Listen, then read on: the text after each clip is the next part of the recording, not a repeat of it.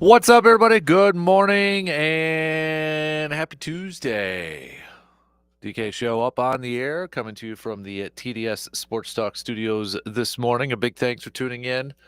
However, you're tuning in, if it's on those radio dials, 105.1 FM, 790 AM, also available to listen via the app. Download the Sports Talk app, take it on the go. Hit us up at sportstalk1051.com. You got your Alexa devices. Video streams are also up and rolling here this morning. YouTube, Facebook, Instagram, Twitch. Good morning to you as well there, Joe, who's already chiming in on the YouTube page. So, but a very happy Tuesday, everybody. And if you're already up and at it, we appreciate you making us a part of your start. What do we got on our game plan for us this morning? Brewers, Cubs, game one of a 3-game series begins tonight. We're going to hit this up, take a look at it, preview it. It's got Chad Patrick going on the mound for the Brew Crew. Got Brown going for the Cubbies. Brown so far this year for the Cubs, 3-5 with a 5.71 ERA. Chad Patrick, 3-6 with a 3.25 ERA. First place team Cubs, second place team in the division Brewers going at it. First pitch 7:05 tonight. Coverage will begin about 35 minutes prior on your radio dials of 105.1 FM and 790 AM. So we'll take a look at this matchup and game one of this series. So both pitchers kind of looking at it, Brewers have a little bit of experience going up against Braun, maybe a couple games worth for some of these guys. But we'll deep dive into this coming up here in just a little bit as part of our lead off in that. I was reading too, just with it was Buster Olney on ESPN. I was looking at this a little bit earlier, and he had a piece of the 7 general managers that are under the most pressure in heading into this MLB trading deadline next month, at the end of next month. And Matt Arnold from the Brewers was not on that list. Well, it was not on the top 7. So do you feel like he should be? Do you feel like he is under pressure heading into this deadline? Or is it a little TBD yet? Maybe you wanna let's just get to July 1st and maybe that could change. Maybe he's not under that pressure. Or maybe you think he is. What are your thoughts? Do you think Matt Arnold is under pressure, or this Brewers front office is it's Matt Arnold, but the Brewers overall are under pressure to make a move. The entire list. He's got the Diamondbacks, the Phillies, Seattle, Texas, Baltimore, Kansas City, and the Cubs. So, what do you think? Should the Brewers be on that list? Should the Brewers and Matt Arnold be in a top 10 list of maybe a front office or an exec that's under the most pressure to heading into this trading deadline coming up next month? So we'll talk some Brewers and again preview this game one between Brewers and Cubs. We will talk a little green golds. I want to throw a question out to you, kind of a 2-part question out to you, and I'm really hoping to get a lot of responses to this one. And I was perusing around, and NFL.com, Judy Batista had a piece up that said, or it pretty much was the most essentially, do not overreact to these 5 storylines and don't sleep on these 2 others. Now, there was no Packers one over there, but I'm like, okay, what if I spun this? And what if we came up with, what is the one storyline that is maybe a little overreaction that people are overreacting about regarding the Packers this offseason? Like, what do you think is just the biggest overreaction that has been labeled or talked about or attached to Green Bay this offseason? And what is maybe a storyline or a narrative, however you want to phrase it, that is maybe a little underrated regarding the Packers? Like maybe not talked about enough or barely, or maybe not even mentioned. So again, what's the storyline, Packers related, that or the narrative, again, however you want to phrase it, that is a little bit of an overreaction in your opinion? That, okay, too many people are talking about this and it's not even a big deal. Like too many people are making this a big deal and it's not, or it shouldn't be. That would be an overreaction. And what's the storyline Packers related that you're like, why is nobody talking about this? I think this is a big deal. Or not enough people are talking about this.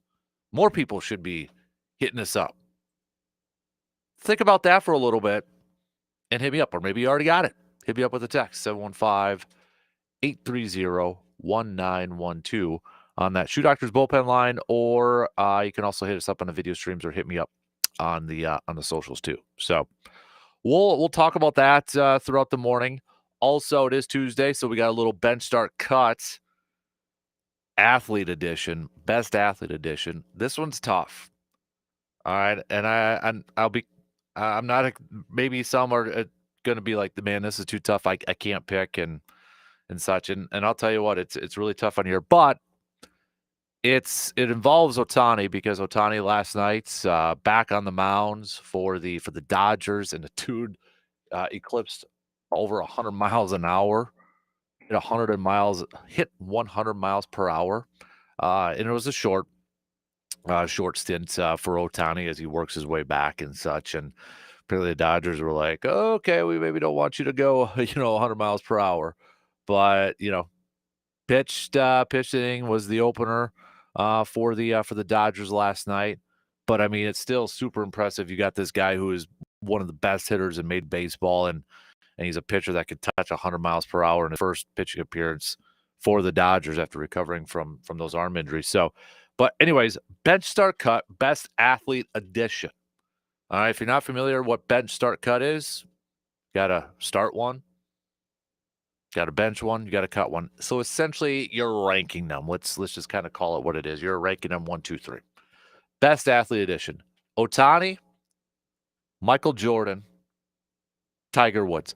I understand we could put a bunch of different athletes on here, but for this case, we're going to leave it at those 3. All right. I understand that maybe you're like, well, I wouldn't even have those 3 as my top athletes. I'd throw Michael Phelps in there, or I'd throw, so-and-so in there. I understand that. Okay. That's not the debate that we're going to go through. But of those 3 that I just listed, Ohtani, Woods, Jordan, you got to start one, you got to bench one, you got to cut one. It's tough. I get it. I understand it, but that's why we're throwing it out there. So hit me up with those 3, or hit me up with your picks throughout the morning here. It is also a Toyson Ford at Grind My Gears Tuesday. What is grinding your gears this morning? So let me know. All right. What's grinding your gears? Get it off your chest. Now is the time. Just make it appropriate that we can say on the air. Okay. So think about that for a little bit and his up. We'll talk with RJ Cardinal coming up at 8:30 or so. We'll get the latest on these Badger football recruiting violations and such.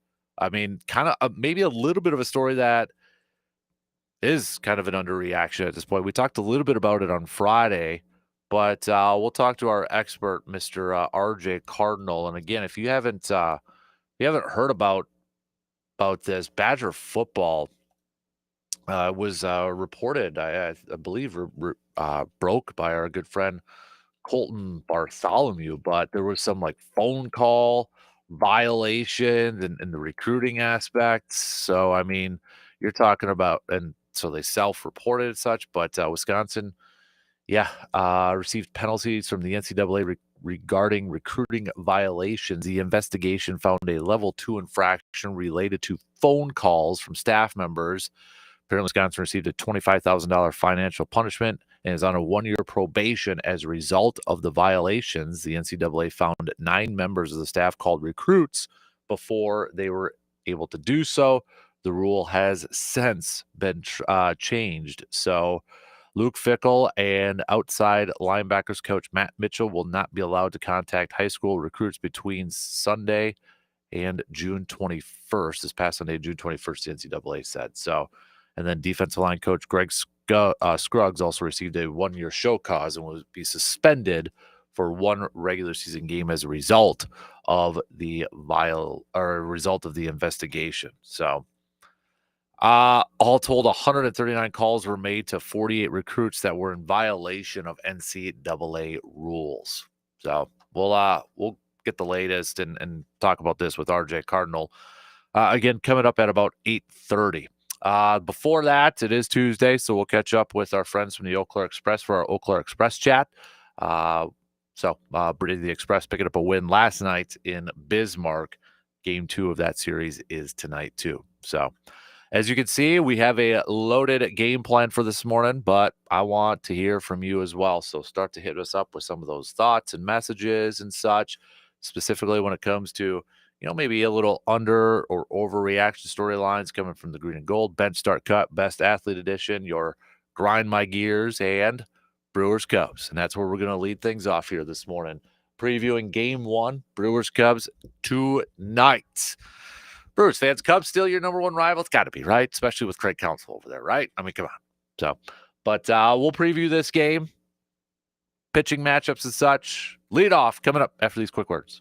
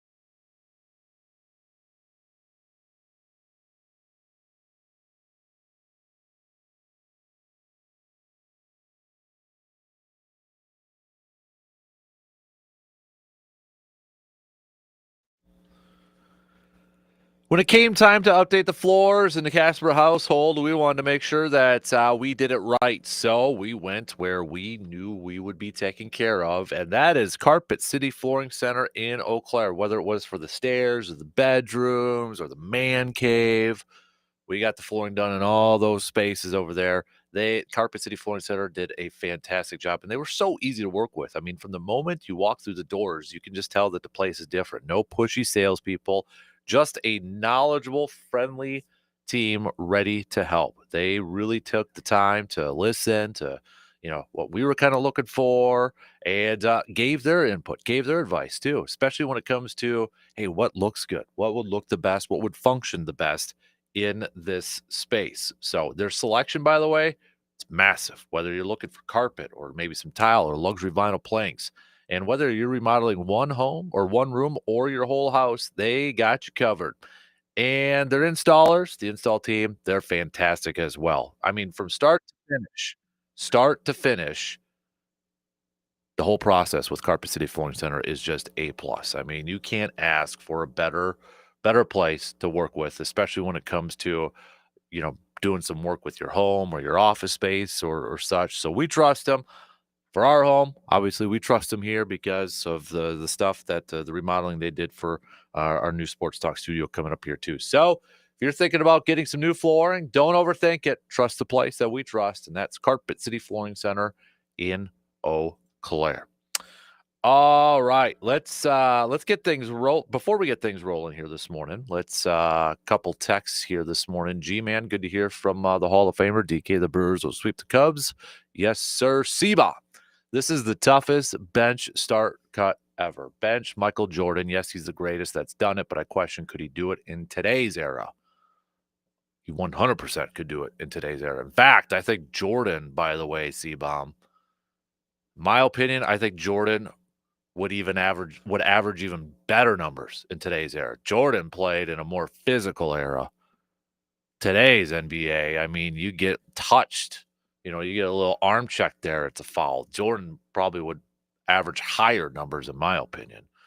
Start Shohei Ohtani, 150 years of baseball, and he's doing things that nobody has done. Yes, guys like Babe Ruth hit bombs and pitched. Shohei is doing it in today's era and dominating both ways. 100-mile-an-hour pitcher that can hit anything, insane, and we don't appreciate what he's doing. Cut, I can't believe I'm saying I would cut Tiger Woods. Tiger put golf on the map. It showed today's generation of golfer what it takes to dominate. Maybe I should be benching Tiger and cutting Jordan. I'm doing a classic Gussie Bomb flip-flop. Tiger is sitting, and I'm cutting Michael Jordan. So it is tough. It is tough. But that's where I want you guys to think. I want you guys and gals to think here this morning. All right, just kind of a fun one. Obviously, there's no right or wrong answer. Bench start cut. Shohei, Jordan, T-Dub. So, C-Bomb, don't forget to send me your I know you got a Packers storyline. What's the biggest overreaction Packers storyline from this offseason so far? And maybe a storyline that's a little underreaction. Let's lead off talking some Brewers, though, with game one of this Brewers and Cubs series. Brewers coming off of a series where they took 3 out of 4 against the St. Louis Cardinals, maybe getting a little momentum here. But this huge month of June continues here for the Brew Crew. And for game one in Chicago tonight, let's break it down here, baby. So we got Chad Patrick going for the Brewers. We've got Ben Brown going for the Cubs. Cubs lineup, not familiar with Chad Patrick at all. So maybe a little bit of an advantage here for the Brewers. But Brown, looking at the lineup against the Brewers, and you got a couple guys here that have a couple games worth of experience, and really, if you just look at these numbers, not necessarily the greatest here. I mean, you're looking at Contreras, 5 ABs, he's hitting 200 with a 400 OPS. You've got Terang with 5 at-bats, 200 with a 400 OPS. Yelich with 6 at-bats, and he's 0 for against him. Cheerio, 5 at-bats, 0 for across the board. So, in the limited number of ABs and just a couple games, not great numbers going up against Ben Brown.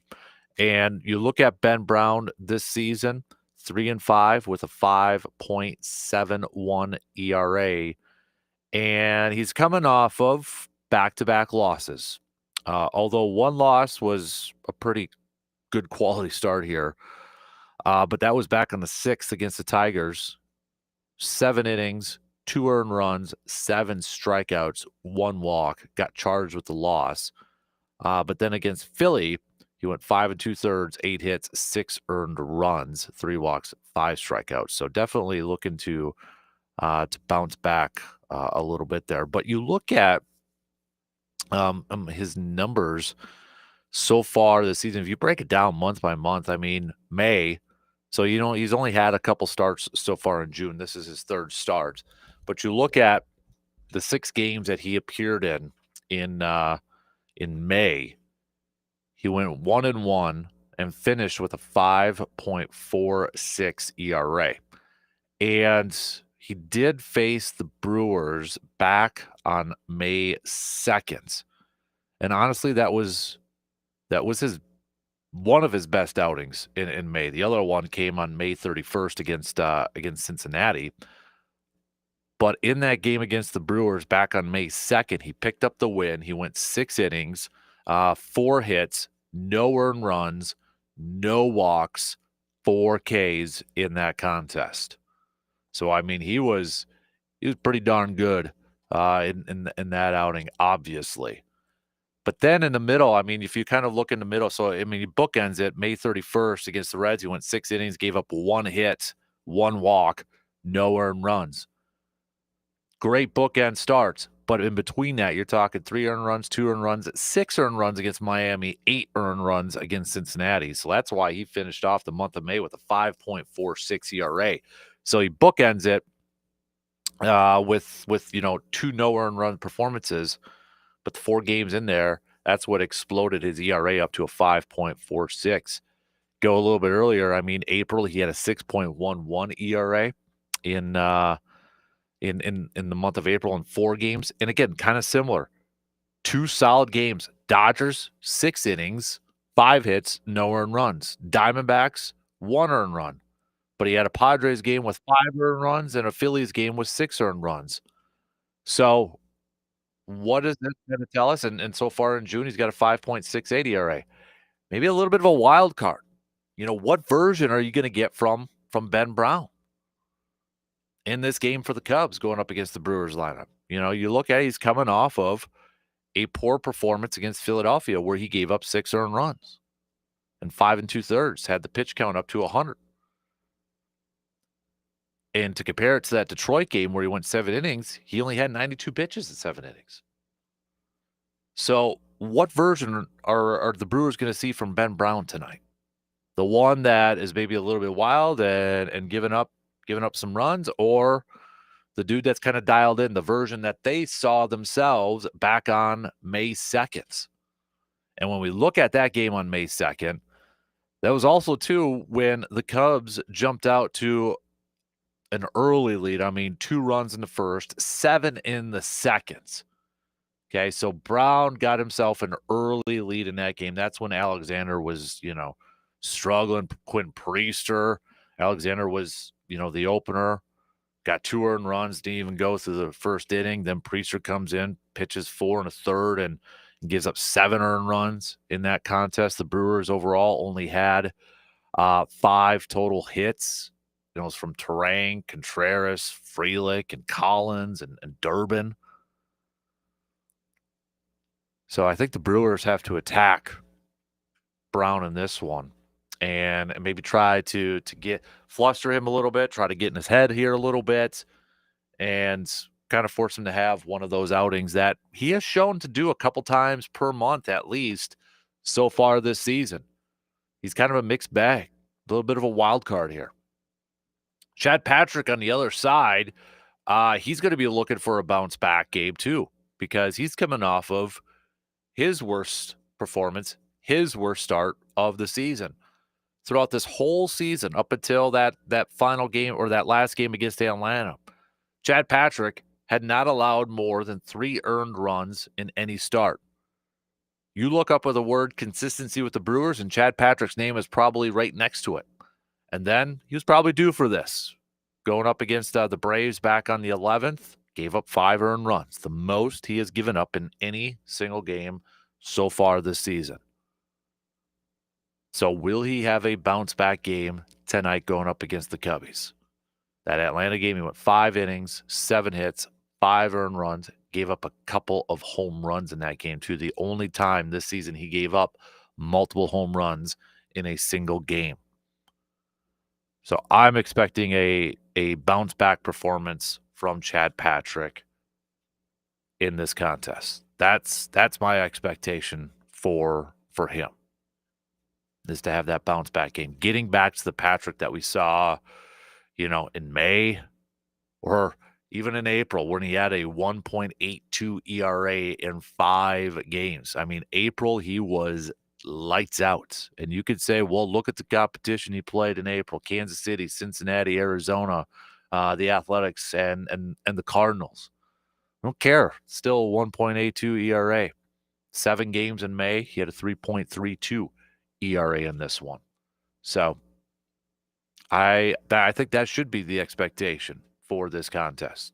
A bounce-back performance from Chad Patrick, and let's hope that the offense can maybe give him an early lead and get after Ben Brown right away and kind of make him have one of those performances that, again, he's susceptible to have, especially so far this season.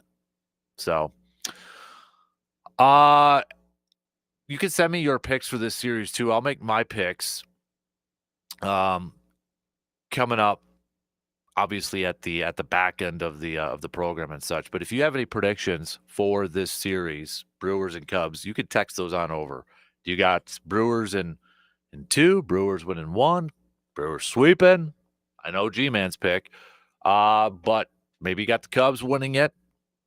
How big is this series? We talked about, heading into that Cardinals series, a 4-game series against the Cardinals at home. And I shouldn't say everybody, a wide majority of Brewers fans said, yeah, this is a huge series against the Cardinals. All right, you passed that test. They took 3 out of 4. Is this series against the Cubs just as big, just as huge? Or is it maybe not as big because the Cubs have a comfortable margin in terms of where they're at in the standings against the Brewers? Cubs being the first place team, they're up, 5.5 over the Brewers right now? Whereas Brewers and Cardinals, they were so close neck and neck, and because the Brewers took 3 out of 4, they leapfrogged the Cardinals in the standings. I still say this is a big series for the Brewers because, I mean, they have a chance to not only inch closer to the Cubs within the division standings here, but also a chance to prove to themselves, prove to their front office, prove to the rest of the baseball world that they are a playoff team, that they are a team that people should be taking notice of. For one, you go in there in Wrigley, beat the Cubs, let's say take 2 out of 3. That'll make some people pay attention. That'll inch you closer to the Cubs in the standings and move you up in terms of the standings for wild card playoff positioning. But also could give the team some self-confidence too. Like, hey, Cubs may be in first place. People are talking about them as the better teams in all of Major League Baseball. Right? You know what? We just went in there. Would give them some self-confidence too. But also, it's a part of the going to be an indicator whether the front office is going to do anything.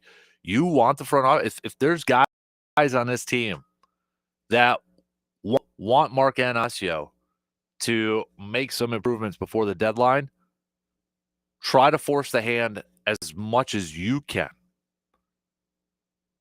Force the hand as much as you can. You do that by winning these games. You do that by winning games against really good teams and continuing to put yourself in that position, in a playoff position. So to me, this series, I know it's middle of June, and it's just a 3-game series on the road, and the Brewers are 5.5 back, but it's big in so many instances because you can prove, or you can kind of continue the narrative in a lot of different ways. Prove to the rest of the baseball world that you are a playoff team. Prove to yourself that you're a playoff team. Prove to the front office that you're a playoff team and that they need to go out there and address some areas. That's not to say they will, because I know there's probably a lot of fans out there saying, yeah, they still won't do anything. And you're probably right. I mean, you're probably right in some instances. They're not going to overdo it and such. But as a player, and maybe as a manager for Pat Murphy and such, you continue to do your thing. Put the pressure on the front office and the ownership group to say, okay, you guys are playing some really good ball. You guys are doing this. Let's go try to make some improvements elsewhere. So yeah, it's still a big series. I don't care if it's middle of June. Anytime it's a division team, and especially with the Cubs being in first place, it is absolutely a big series. And I'm definitely, not to get far ahead to this thing. Not to get too far ahead in the rest of the series here, but obviously with Chad Patrick on the mound tonight, you're looking at that, but you look at the rest of, these 2-game series coming up here. So on Wednesday for this game, you're looking at Mizorowski on the mound, making his second career starts. Then you got Jameson Taillon going 7-3 so far this season for the Cubbies. I mean, that's going to be a heck of a matchup. And then on Thursday's final game of this series, Freddie Peralta versus Horton. So I mean, I think it sets up nicely too for the Brewers pitching staff. And you're looking at it too. No lefties for the Cubs going out there. No, no lefties. So maybe for the offensive lineup too, it helps out the Brewers in that sense. So send me your picks. Send me your predictions for this Brewers Cubs series. We'll take a quick break and we'll be back to wrap up the first hour. Coming up after these quick words.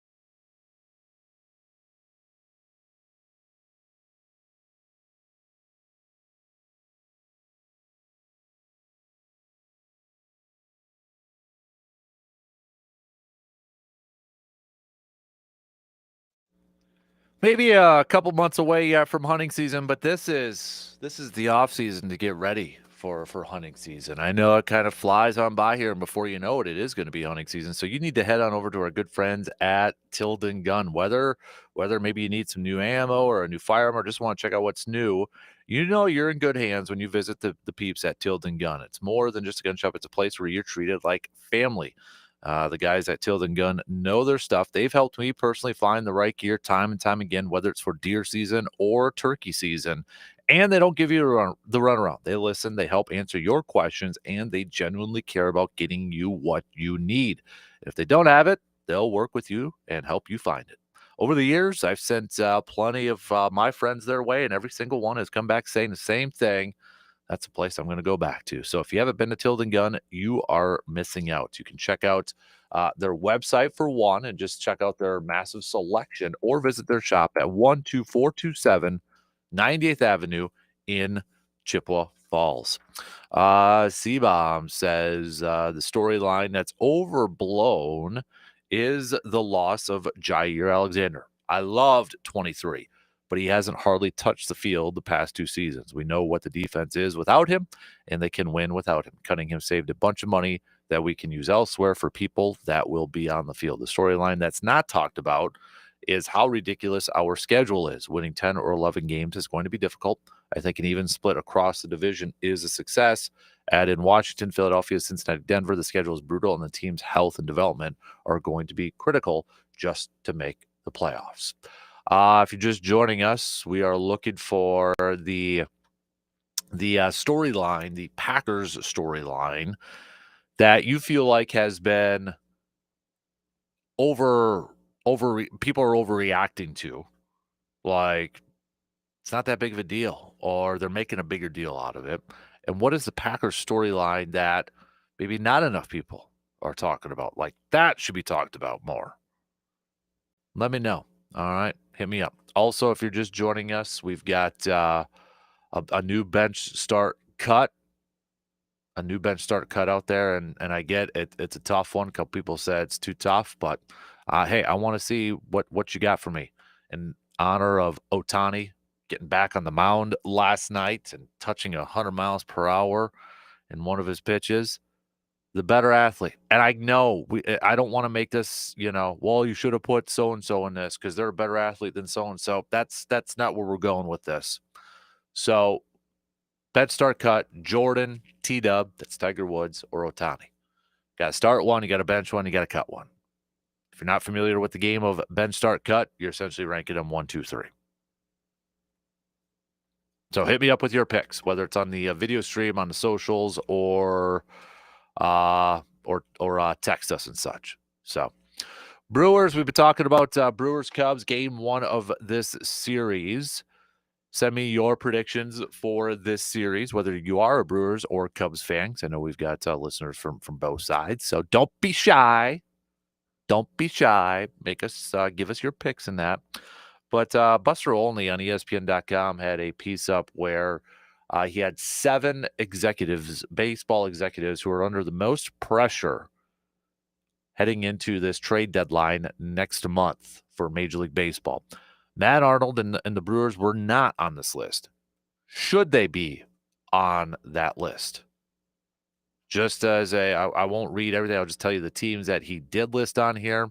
The Diamondbacks, the Phillies, the Mariners, the Rangers, Baltimore, Kansas City, and the Cubbies. I don't think right now I would put the Brewers. Obviously, they have a big need for a power bat. That's no question. I don't think that's too debatable at this point. But I don't know if I'd say right now on June 17th that they're one of the top teams or one of the teams that have the most pressure from a general manager standpoint to make a move.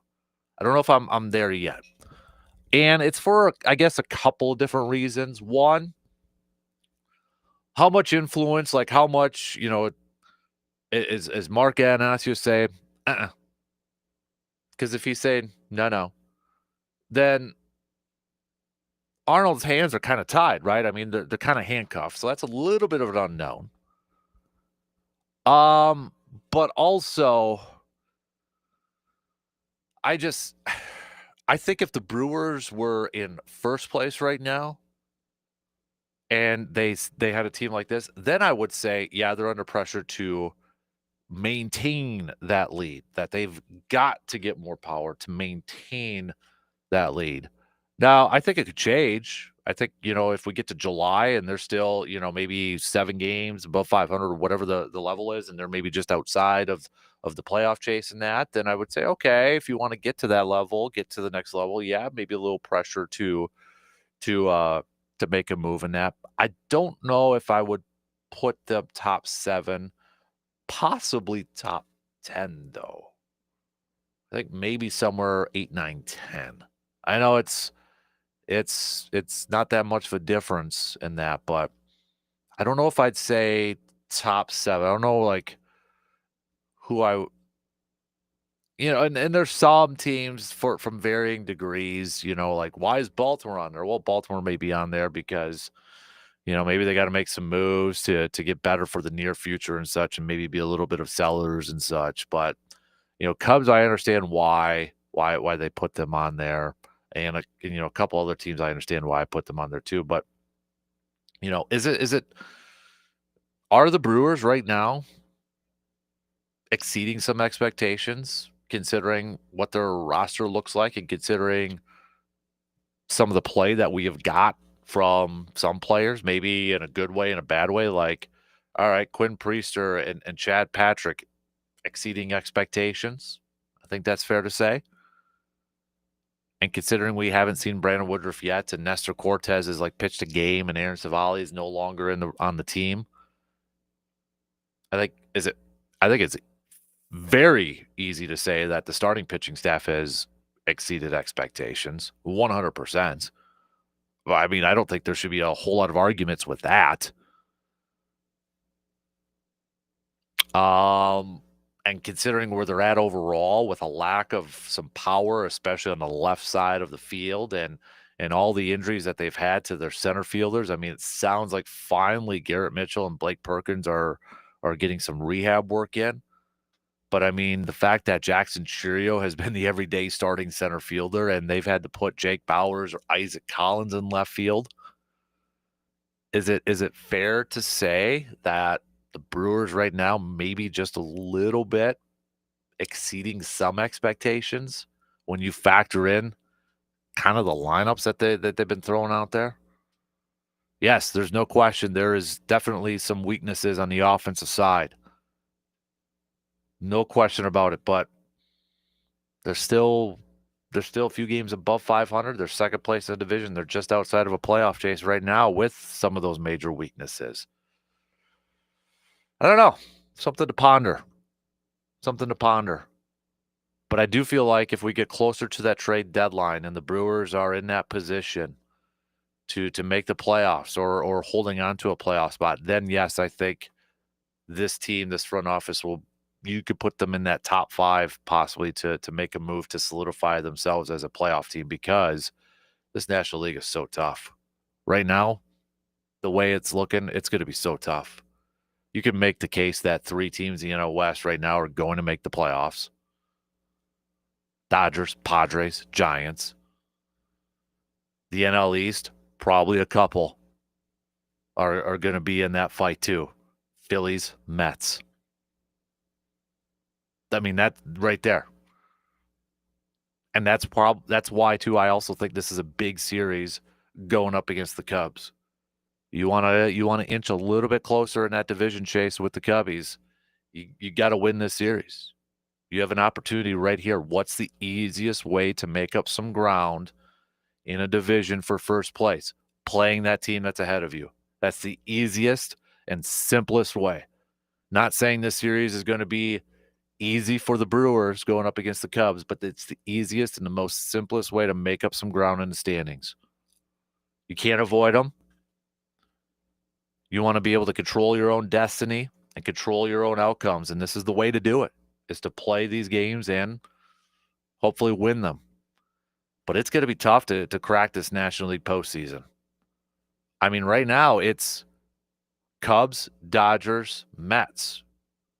And then your wild card teams are Phillies, Giants, Padres. One of those teams, of those 6 teams, one of those teams is going to have to miss the postseason for the Brewers to get in. Who's it going to be? Giants just made a huge move. Dodgers are probably going to make a move. Possibly the Padres, too. Phillies, Mets going back and forth. Would it surprise you if they made moves? No.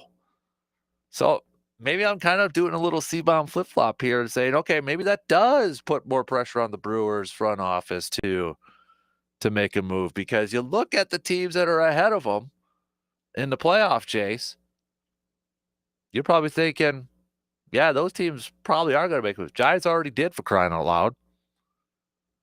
Dodgers probably are. They're probably going to be looking for a pitcher. Padres probably too. Mets, Phillies, and a chase for the NL East. It's going to be tough. Really tough. All right, we'll get back to some more Brewers talk, but you can hit me up with your picks for this series. Coming up next hour, we'll switch gears here for a little bit. The most overrated storyline, narrative, whatever you want to call it, surrounding the Packers this offseason. That storyline or that narrative where you're like, dude, that's not that big of a deal. People are talking about this and making it a bigger deal when it doesn't need to be, or when it isn't. And then what is the storyline that maybe you feel like should be talked about more? Like, why are people not talking about this when it comes to the Packers? Maybe you got a couple of them for each side. That's fine too. So, but let me know. All right, we'll get to those coming up. And then bench start cut. Give me your picks. We'll talk some Eau Claire Express in a little over an hour. The Express coming off of a win last night in Bismarck. They're still in Bismarck for Game 2 of this series. That'll be just past 8 o'clock. And then after that, we're going to talk some Badger football with Mr. R.J. Cardinal. Get the latest on their recruiting violations for this Badger football program. So, yeah, kind of just like, I think a lot of people are just like, really? On everything else that has been going on with this Badger football team, and then you add in the recruiting violations, you're just shaking your head at this point. Like, what else? What else is going on with this Badger football team? So we'll talk to RJ about that coming up at about let's say 8:25, 8:30 here this morning. Don't forget, it is also a Toyson Ford at Grind My Gears Tuesday. What's grinding your gears? All right, get it off your chest. And now is that chance. Now is that opportunity for you to get it off your chest. All right, on this Grind My Gears Tuesday. What's bugging you? What's irritating you? All right, even if it's not really a sports thing. Doesn't have to be a sports thing. Just make it appropriate so we can say it on the air. So, Jeremy says the most over-talk story is Bull Melton at corner. And not talked about enough is the shift from Murphy to policy and the impact Murphy has had on the Packers. I agree on the Murphy one. In fact, I was actually kind of waiting to kind of deep dive and talk about that more in July when his tenure is done. But that, I'm glad, Jeremy, that you brought up Murphy and recognized the impact that Murphy has had on the Packers. So. We got about a minute. So we got Morgs. What's up, Morgs? And tell me what the word of the day is. I don't know. You have to pick one. Why? Set the tone. What do you think? I don't know. You caught me off guard on that. Yeah. Well, okay. First of all, IDK. IDK. What do you feel about the I'm Dan Kasper? Is that what IDK stands for? Ooh, I didn't even think of that. So, IDK. Yeah. I'm Dan Kasper. What do you think about the hot weather ahead? Are you ready for 90s or are you ready to complain? No, I'm ready. Yeah, I think so too. It's time. Yep. You guys didn't get storms here though last night. Unfortunately, no. We did Siggy's not. game was canceled and it really kind of blew over up by us. Yeah. So. Yeah, we didn't get nothing, I don't think, unless I slept through something. And we did get to see you briefly at the Express game on Sunday. How was the birthday wrap up for Hudson? It was good. It was good. Yeah. Very good deal over there with the Express. And they were 1 point away. One Game run, was great. not point, run. Run. You're right. I'm sorry. Sorry, guys. Faux pas. IDK. It was an accident. Irate Dan Kasper. That's what it stands for now. That's what's grinding my gears is Morgan just said grind. point instead of run. I'm here to help, guys. All right. Thanks, Morgan. Yeah, let's see what we can get going here. 1 hour in. We got a couple more to go. We'll be back after these quick words.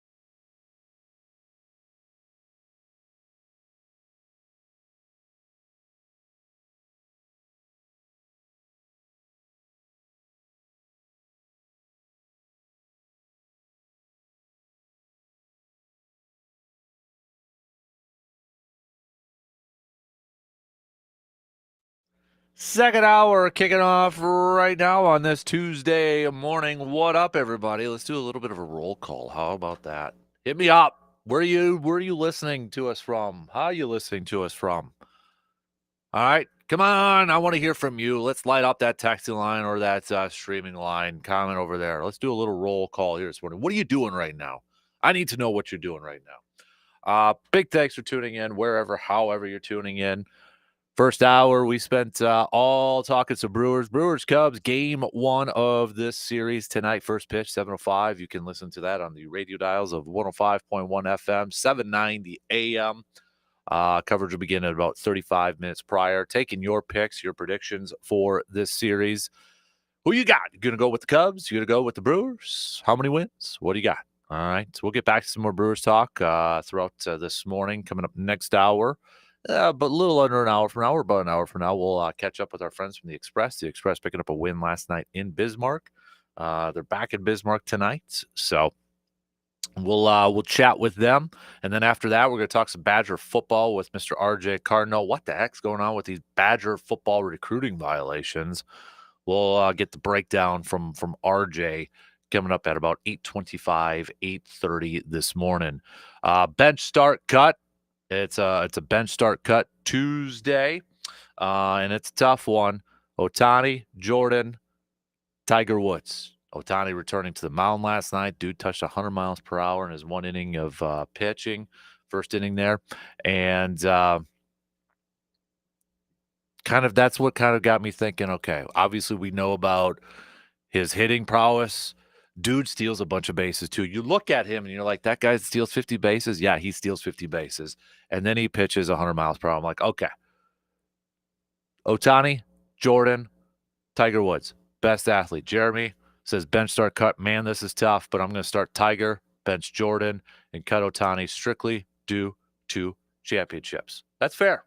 That's fair. But give me your picks. All right. It is also a Tyson Ford at Grind My Gears Tuesday. What's grinding your gears? All right. Get it off your chest. Hit me up. We're going to get to this here in just a second. But what are the most overtalked storylines, overreaction storylines surrounding the Packers this offseason? Because we're at that point in time now, especially now, where maybe you've got people kind of grasping at some straws, grasping at some storylines when it surrounds the Packers, because you're so desperate for some Packers news or some Packers stuff that you got people just grasping at stuff or maybe making something bigger than what it actually is. So what is that storyline or narrative, whatever you want to say to describe it? What's the biggest one that's the biggest overreaction when it comes to the Packers? And then what's the storyline that, or the narrative that not enough people are talking about? A little underreaction. Surveyor Sam says the most overtalked headline is Elton Jenkins not signed yet. This thing is going to get done before training camp, which you're referring to the restructure or an extension, if you will, because he is technically under contract. It's just he is looking for a little bit more security since he's switching positions from guard to center. So keep those coming. Some good ones already coming in here this morning. So hey, don't forget, time is running out to sign up for the 5th annual Kasper Classic being held at Lake Hallie Golf Course. Gorgeous Lake Hallie Golf Course this year, Friday, August 1st. Running out of slots here for the 10 a.m. and 1 p.m. slots. Just head to sportstalk1051.com and sign up your 2-person team for just $90 for the whole team. Not per person, for the whole team. Includes your 9 holes, includes your carts, includes your meal, includes some drink tickets and such. So still trying to figure out the gift I want to give everybody who signs up. What do you guys think about, since we're a morning show, morning program, everybody want like a new coffee mug to begin the day off with a little hot cup of Joe? Or maybe you put something else in there and just hide it from others, if you know what I mean. I'd like to do some like Victory Scotch glasses. I don't know if I'm going to be able to swing that one. What do you think? I want to go a little extra for all of you this year. All right, I want to go a little extra for you this year. So, you got any suggestions? You got any nominations?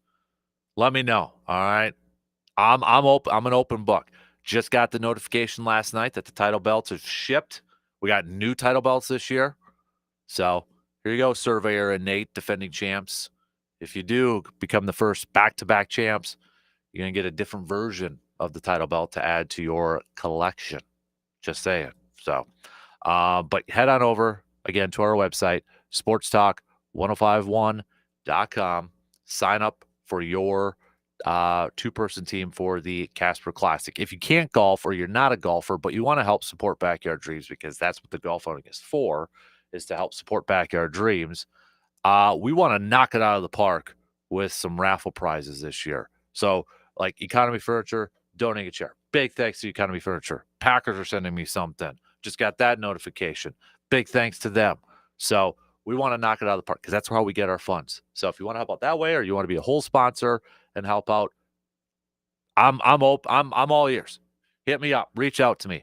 But a big thanks so far to Lake Cali Golf, Park Ridge Distributing, Edward Jones, financial advisor Kelsey Nikolai, Carpet City Flooring Center, VFW Post 305, Myron Construction, Dodge and AJM Automotive Services, Hy-Vee and Eau Claire, and again, Economy Furniture.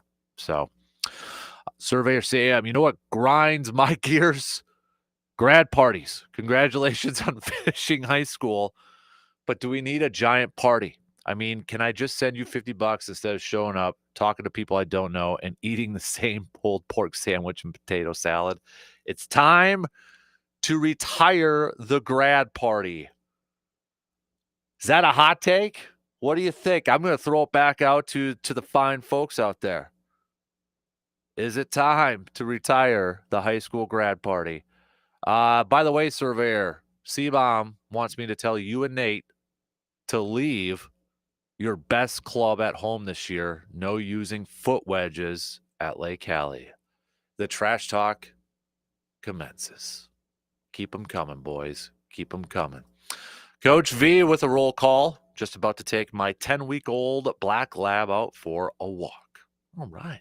Nice. Who else do we got? What else are you guys doing this morning? I know C-Bomb's driving, I believe, to work. Surveyor's probably doing the same, unless you're surveying. What's your roll call? What you doing here this morning? All right. Where are you listening to us from? Let me know. I'm curious.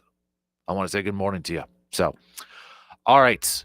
On that note, let's gear up and talk a little green and gold. So I've got a couple of storylines that I feel like are a bit of an overreaction when it comes to Green Bay. I got a couple. I know I'm kind of cheating when I said one for each, but I got a couple that I think are a little bit of an overreaction that I want to talk about. And then what are the underreaction or the storylines that aren't getting enough attention, that aren't getting enough talk? What do you got? Let's see if we match. Let's see if we got any common thoughts on this one. All right. So let's regroup. We'll take a quick break here, but send me those roll calls. All right. Come on now. I want to hear from you. Quick break. We'll switch gears and chat a little football coming up after these quick words.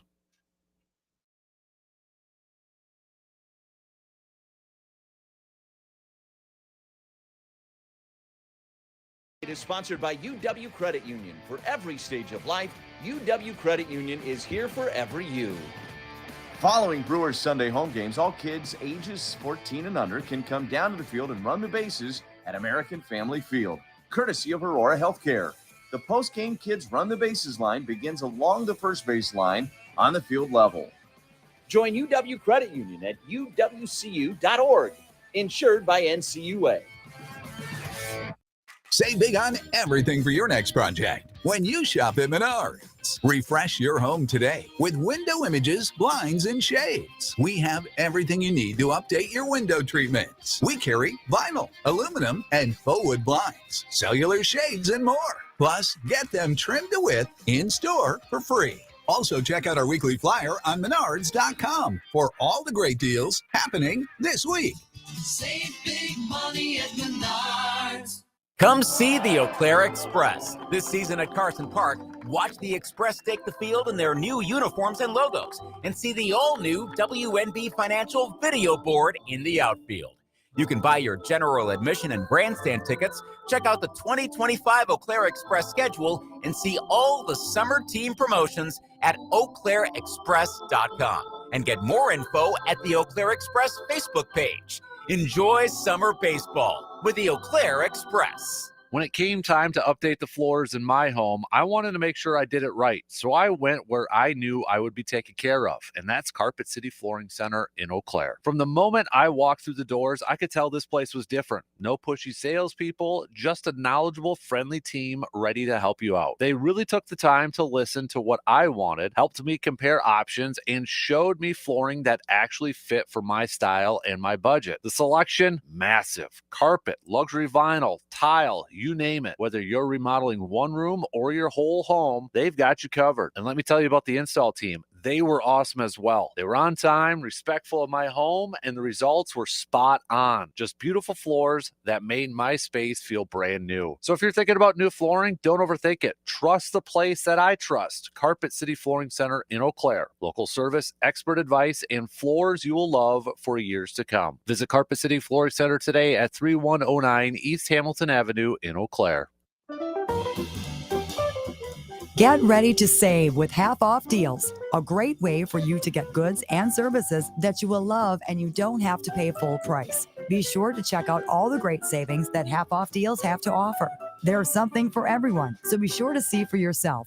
Be ready with your credit or debit card and get ready to save. For more details and to find out about all the savings, just go to aroundthe715.com.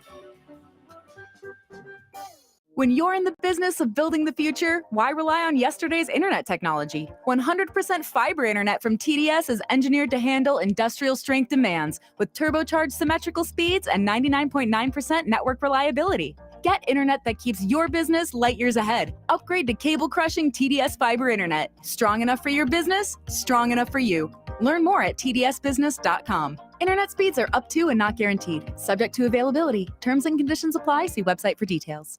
When people think jewelry, they often think engagement, anniversaries, and those are great times to give jewelry. But you know another great time to give jewelry? Valentine's Day? But there's still another, and that's any day the mood strikes you. That could be all the other days of the year. We just want to make it easy. I'm Nicole Lasker. And I'm Sister Liz. After nearly 100 years of doing this, Laskers knows how to match the right thing with any reason. Promotions or retirement. Off to school or graduating. New baby or your baby gets married. You decide the reason. We match with something sparkly. Rings that are proposal ready at Lasker's today. With diamonds both natural and lab grown, our engagement rings are made at the right price for everyone. After 3 generations, Lasker's has seen every reason for jewelry. Any reason you bring us, we have jewelry to match. Laskers, just a precious stone's throw from Oakwood Mall and online at laskers.com. Broadcasting live from the TDS Sports Talk 105.1 studios, it's the Dan Kasper Show.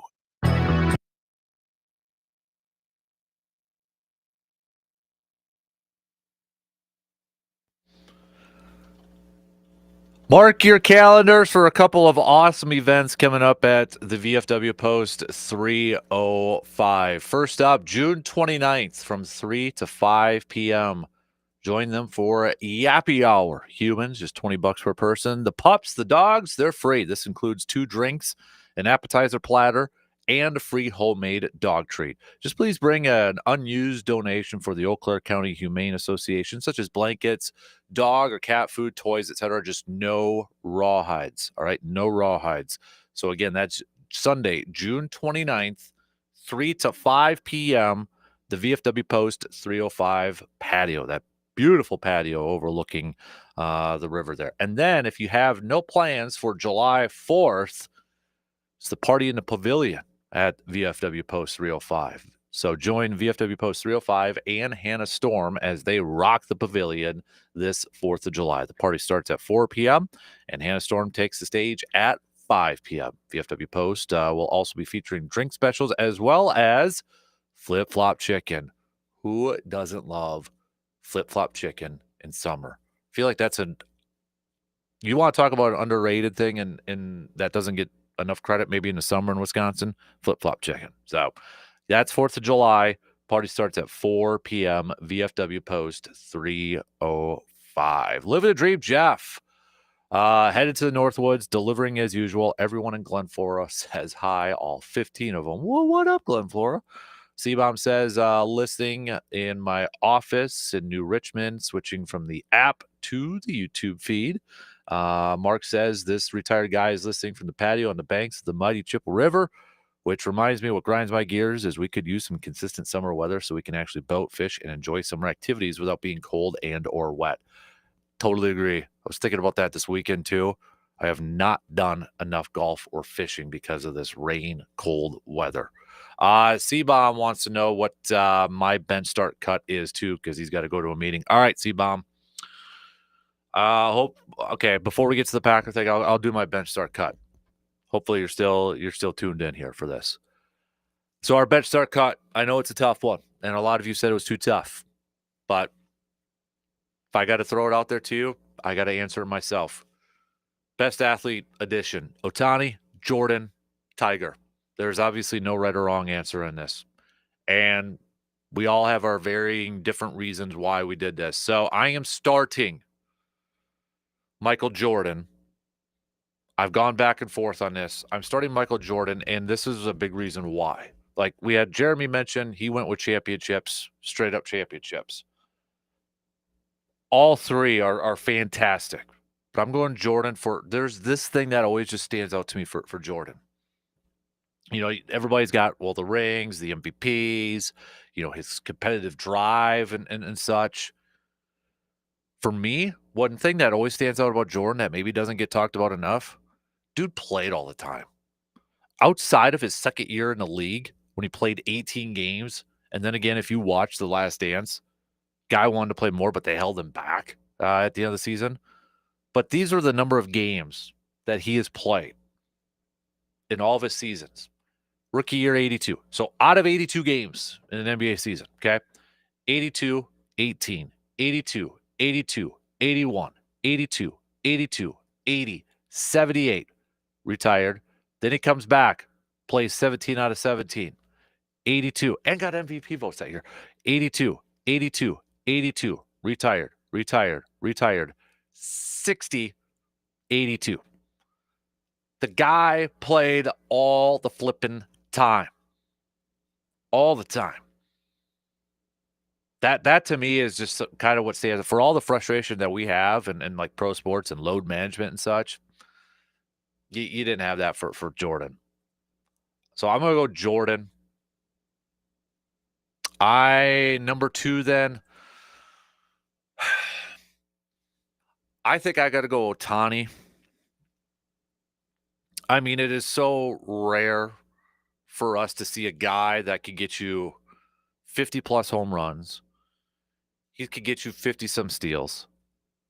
And then he's going to throw 100 miles per hour as a starting pitcher. I mean, it's just that is so rare that we're seeing this. I think I got to go Ohtani, and it kills me to say cutting Tiger because Tiger made golf cool. I've said this numerous times. Tiger made golf cool for me. He changed, I feel like, the narrative surrounding golf because it always had like this negative connotation. Like, oh, it's just a, you know, rich person's game. You don't have to be in shape. You don't have to do this. You don't have to do that. He changed that. He changed that narrative. And he made it cool for, you know, kids like me growing up like, oh, yeah, I want to do this. I want to try this. It pains me to say that. It pains me to say I got to cut T-Dub. But, gosh, it's hard. It's hard between these three. It really is. But if I'm asking you guys to do it, I got to do it myself. So I'm going to go MJ, start, bench Ohtani, cut Tiger. So, golly, it's tough. It's really tough. Surveyor says, listening to you north of Prescott in the middle of the woods. What up, Surveyor? What up, man? Got a text here, surveyor. You'll appreciate this. Text from Jason. Head to lacrosse for work this morning. Surveyors on to something. Need to include diaper parties, engagement parties, going to college parties, any form of going away party. All are shameless money and attention grabs. Start Jordan, the true GOAT. Bench Otani, generational. Cut Tiger. Hey, we got the same one. All right, how about that? Great minds think alike, man. Diaper parties. Who was just talking to me about diaper parties too the other day? Like, oh man, who was that? Somebody was talking to me about that. That I can't like. They're like, what is this thing? Who was that? If that's you and I'm blanking on your name, I apologize. But somebody was like grinding their gears to me about diaper parties the other day. I can't remember who that was. So, Living a Dream says, okay, let's go to the Packers storylines here. Alexander was talked about way too much. Defensive line, new coach, injuries with the defensive line, how young and how the younger guys are looking. Okay, so let's. Oh, C-Bomb's prediction: bench Jordan, start Tiger, cut Otani. I stand corrected. Yeah, it pains me to say that for T-Dub, but I got to go Jordan, I got to go Otani, and I got to go T-Dub. So. All right, switching gears here. Keep those texts coming, though. I got to minimize it because I might get distracted. Send me your bench start cuts, and then give me your roll call. Surveyor, by the way, Jason, Surveyor says whoever they are going to lacrosse is spot on. Bravo, good man. Bravo. Okay, so continue to send me those bench start cuts. Send me your Packers storylines that are getting too much attention, too much overreaction, and maybe the storylines that are underreaction or not getting talked enough about, and what's grinding your gears. Send those on over. And those roll calls. Where are you listening to us from? How are you listening to us? Packer storylines that, or narratives, whatever we want to call them, that are a little overreaction and a little underreaction. I'm going to start with the storylines that I think people are making too big of a deal about, or getting talked about enough, or not talked about enough, but they're blowing it out of proportion or making it a bigger deal than what it needs to be. So I got a couple of those. I'm going to go with the whole Jordan Love regression storyline that was out there for a while. It's calmed down now, but it made such big like national stuff to where Jordan Love was talking about. We talked to Rob Demovsky last week and mentioned that, and I thought it was an interesting point. He said it was like, Jordan Love entering his third year, and obviously he's been with the franchise for a few seasons. But Rob made a note saying that was the first time he's seen Jordan Love get maybe a little annoyed or defensive with the question and such. And I don't blame him. I mean, I think it's a stupid narrative. I think it's a notion that's gone overblown, and I think it's a lazy take in a lot of instances. So for me, one of the most overblown narratives was this thought of a Jordan Love regression and such. Now, if you want to say year 3 is a big year, is a pivotal year, is a year that maybe we need to see a little bit more consistency from Jordan Love, or however, I'm not going to argue that. I think year 3 is definitely a year that I think we want to see just a little bit more from Jordan Love, because I think we know it's there, or we have a good idea that it's there. That we want to see that next step, another step to up there. But to say the whole regression part, that to me was overblown, an overreaction that got way too much attention than it needed to be this offseason. And I don't know if it's that look at the time of year and you got people so desperate for football content and football talk that you're just kind of grabbing it and let's run with this sort of thing. That to me was way, way too much. I think another one for me for a little overreaction from this offseason so far. And the thing is, we may have more storylines that kind of pop up and until we get to training camp that get a little too much attention and a little too much talk that probably doesn't deserve a little attention in that. I would go with the Elton Jenkins one too. So I would agree with a couple of you that mentioned the Elton Jenkins one. He's going to be there. He's going to play. I'm not too concerned with that. It's a business decision to not show up to voluntary OTAs. He was there at mandatory minicamp, wasn't practicing in that. But I think the Elton Jenkins one's going to get figured out. I think that's going to get figured out. I'm not concerned about him not playing or anything like that. I think that that'll work itself out.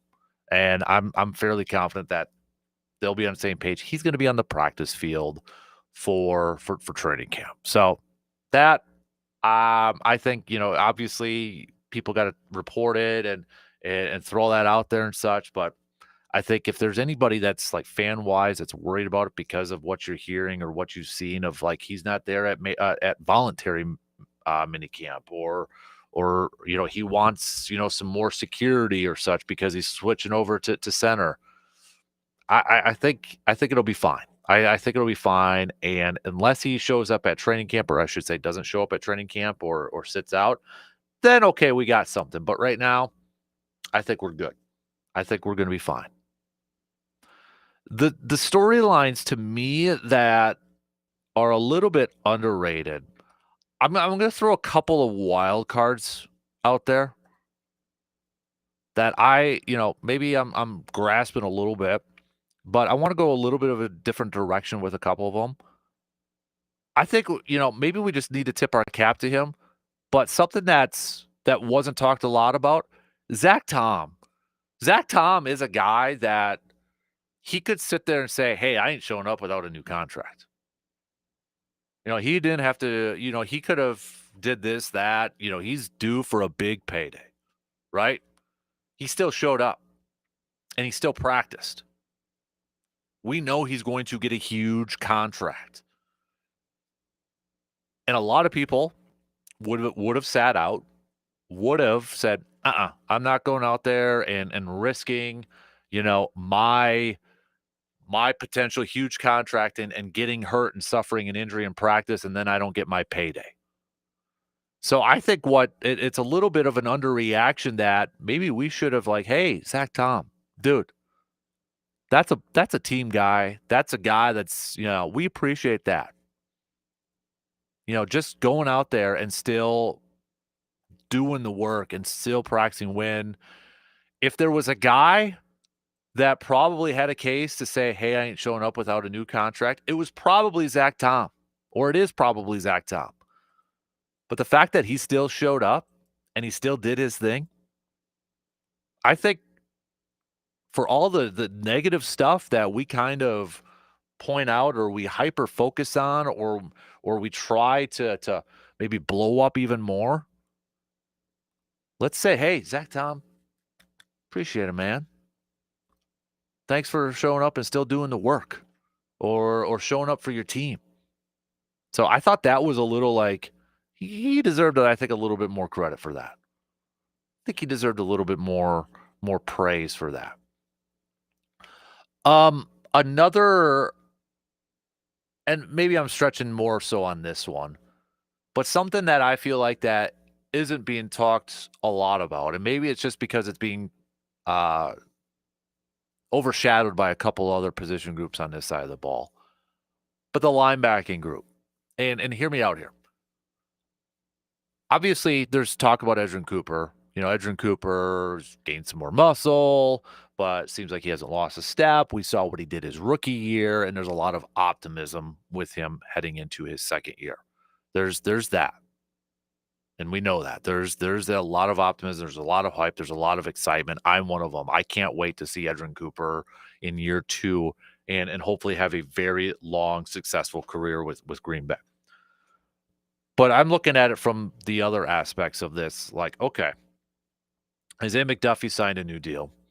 He's back. But I look at this too as we talk about prove-it years and guys that, all right, we need to see a step up this year. I feel like the Quay Walker talk hasn't been out there as much as maybe it should be, because defensive line has been nonstop talk, right? Lucas Van Ness has to have that for year 3.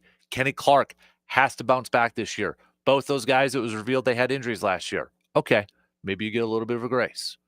But if you're healthy this year, can't use that as an excuse.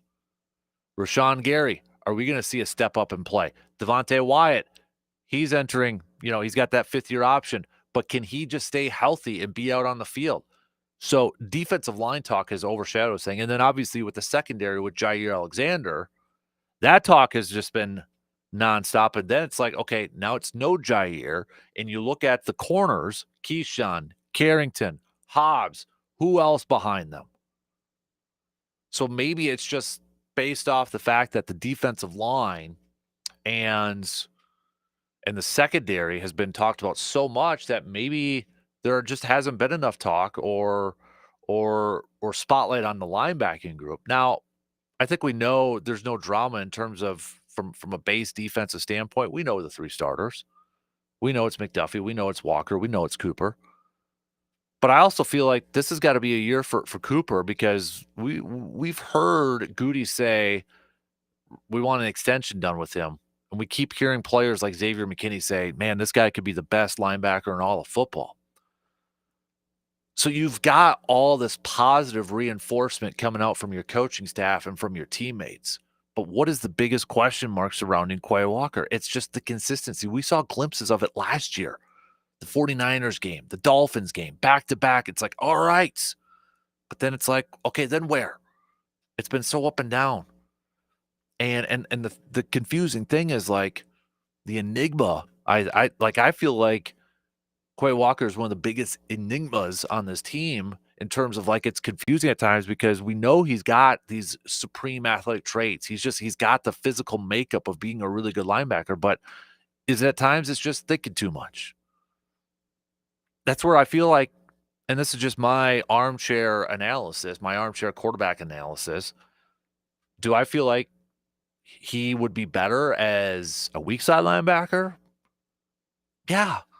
There's a lot of times I feel like I think maybe he would benefit from that, where he's not the middle linebacker, where he's not in charge of calling out, the plays and the assignments and the audibles and that. Maybe take away some of that mental aspect of the game and let him just go out and ball. But that's just my armchair thoughts on that. But I feel like that's maybe like, I'm really curious to see how this group plays this year. Because we've talked so much about the defensive line and the secondary. The defensive line, can they generate a pass rush? Can they can they get at the quarterback with 4 or 5 guys? Can the secondary hold up? Do they got enough corner depth and talent there with no Jair?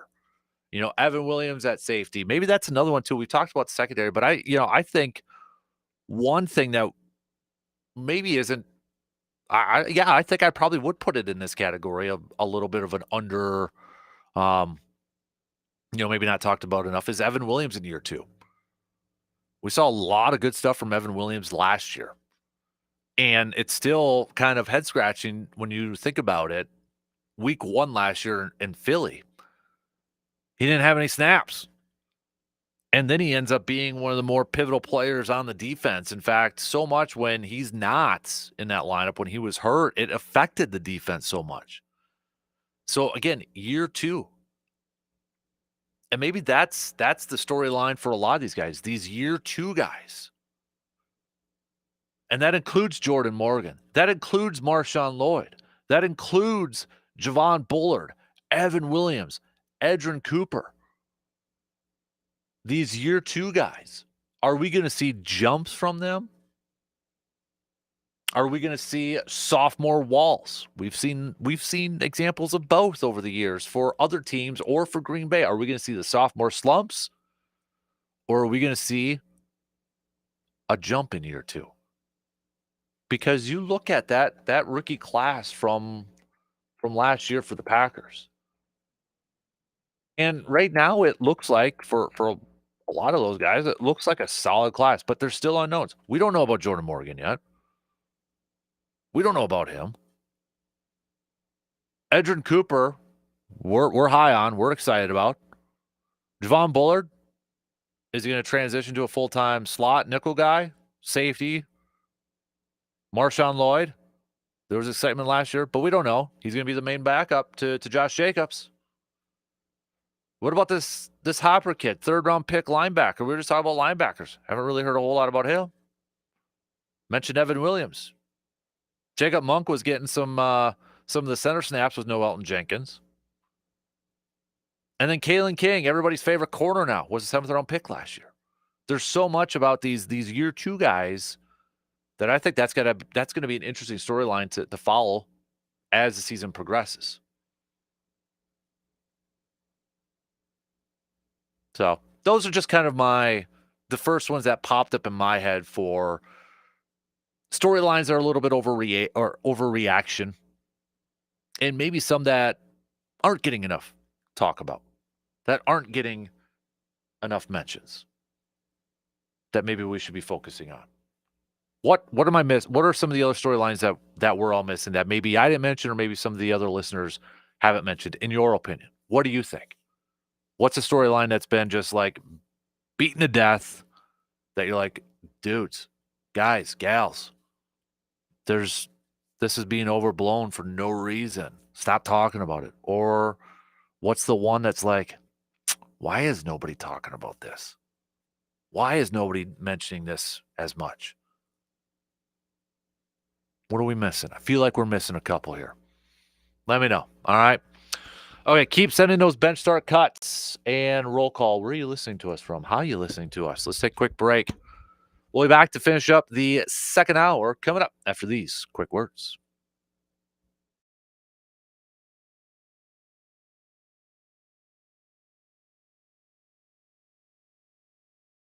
Topics, but can't call in? Then hit us up on Facebook, Twitter, or the text line and let your fingers do the talking. Warmer weather means more time on your feet. Make sure every step feels great. Whether it's running, walking, or working, proper support matters. The Shoe Doctor carries a wide selection of supportive shoes, custom insoles, and footwear solutions designed for comfort and performance. Stop in to find the right fit for spring and summer activities. The Shoe Doctor, helping feet feel their best season after season. Visit the Shoe Doctor today at 2321 East Claremont Avenue or online at shoedoctoreauclair.com, where comfort starts. We all hear the radio ads about the IRS. They tell you to be afraid, to be scared, and they try to frighten you into calling. I'm not here to do that. Tax Relief Advocates is different. TRA is here to tell you that if you owe money to the IRS, whether it's $5,000, $50,000, or $500,000, we have a solution. It doesn't matter if you're sitting in your car, at work, or with your kids. No matter where you are, call now. 800-498-6548. Don't lose hope. TRA can eliminate or reduce what you owe to the IRS. Generous programs are now available that can give you a fresh start. Our passion is taxes and helping individuals fix their IRS problems. We have over 1,000 5-star reviews on Google and an A+ with the Better Business Bureau. You don't need to be afraid of the IRS any longer. End your tax nightmare today by visiting us online at TRA.com or call 800-498-6548. That's 800-498-6548. Tax Relief Advocates. Real solutions for real people. Save big on everything for your next project when you shop at Menards. Refresh your home today with window images, blinds, and shades. We have everything you need to update your window treatments. We carry vinyl, aluminum, and faux wood blinds, cellular shades, and more. Plus, get them trimmed to width in store for free. Also, check out our weekly flyer on Menards.com for all the great deals happening this week. Save big money at Menards. Has anyone told you how amazing your business website is? I didn't think so. Do you think it's just sort of Websticks has taken thousands of websites from to amazing, and you only pay for the help you need with blocks of time that never expire. It's kind of brilliant.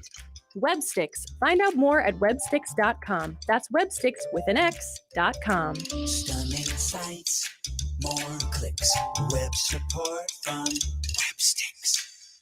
This update sponsored by UW Credit Union. For every stage of life, UW Credit Union is here for every you. Don't miss an extra special Bryce Terrain Platinum Glove Brewers bobblehead giveaway on July 26th, courtesy of Wintrust, Wisconsin's Bank. The first 25,000 fans through the gates will collect the bobble. Get your seats now at brewers.com/giveaways. Join UW Credit Union at uwcu.org, insured by NCUA. This update sponsored by UW Credit Union. For every stage of life, UW Credit Union is here for every you. Clear your day on June 28th and head to the Brewers game for a Pat Murphy bobblehead giveaway, courtesy of Toyota. Get there early, as the first 25,000 fans will take home the Manager of the Year bobble. Grab your seats at brewers.com/giveaways. Join UW Credit Union at uwcu.org, insured by NCUA. Still getting around to that fix on your car? You got this. On eBay, you'll find millions of parts guaranteed to fit. Doesn't matter if it's a major engine repair or your first time swapping your windshield wipers. eBay has that part you need, ready to click perfectly into place for changes big and small. Loud or quiet, find all the parts you need at prices you'll love. Guaranteed to fit every time. But you already know that. eBay. Things, people, love. Eligible items only. Exclusions apply. The big focus in America today is on your health, and more people are looking beyond pills and steroids and surgery. Hi, John Murphy here for QC Kinetics. At QC Kinetics, they've been on the cutting edge of this medical revolution since 2018. Using regenerative medicine, they have helped tens of thousands of people get lasting joint pain relief using natural treatments that harness your body's own healing power. The truth is, regenerative medicine used to be an alternative treatment, but now it's mainstream, and QC Kinetics is the nation's leader. Their well-respected protocols include potent and powerful cellular-level treatments to revitalize and restore damaged joint tissue. They're not masking the pain. They're going after the very source of it. Yes, you can say goodbye to that chronic pain and live your best life. Learn more about this revolutionary treatment and get a free consultation. Call QC Kinetics now, 715-443-4440, 715-443-4440. That's 715-443-4440. Voice Guy here, bumping into your programming to remind you to subscribe to the Man Cave Podcast. New episodes uploaded daily, and it's available on your favorite podcasting platform. Now back to your regularly scheduled program.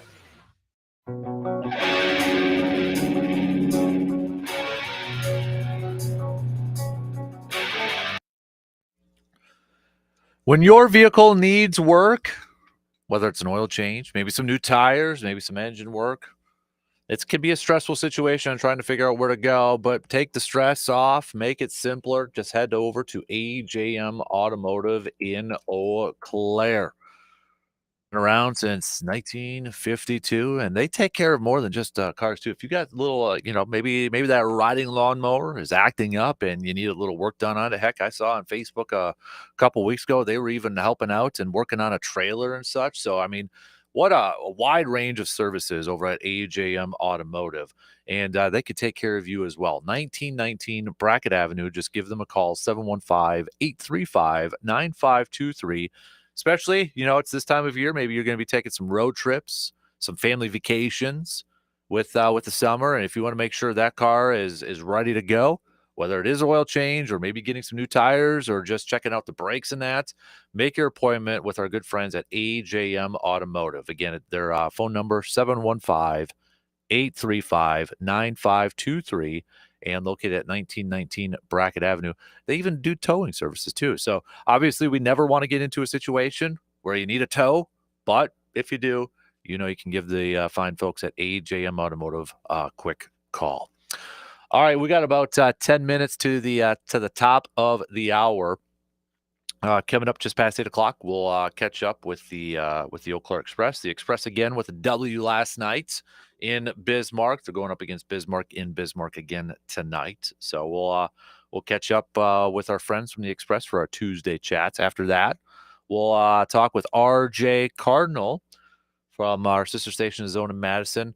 We got to talk about this Badger football recruiting violation story that our friend Colton Bartholomew from the Wisconsin State Journal broke last week. We touched on it a little bit on Friday, but now that we are a few days into this or removed from that, I want to get RJ's thoughts on that and get the latest of what's going on with that.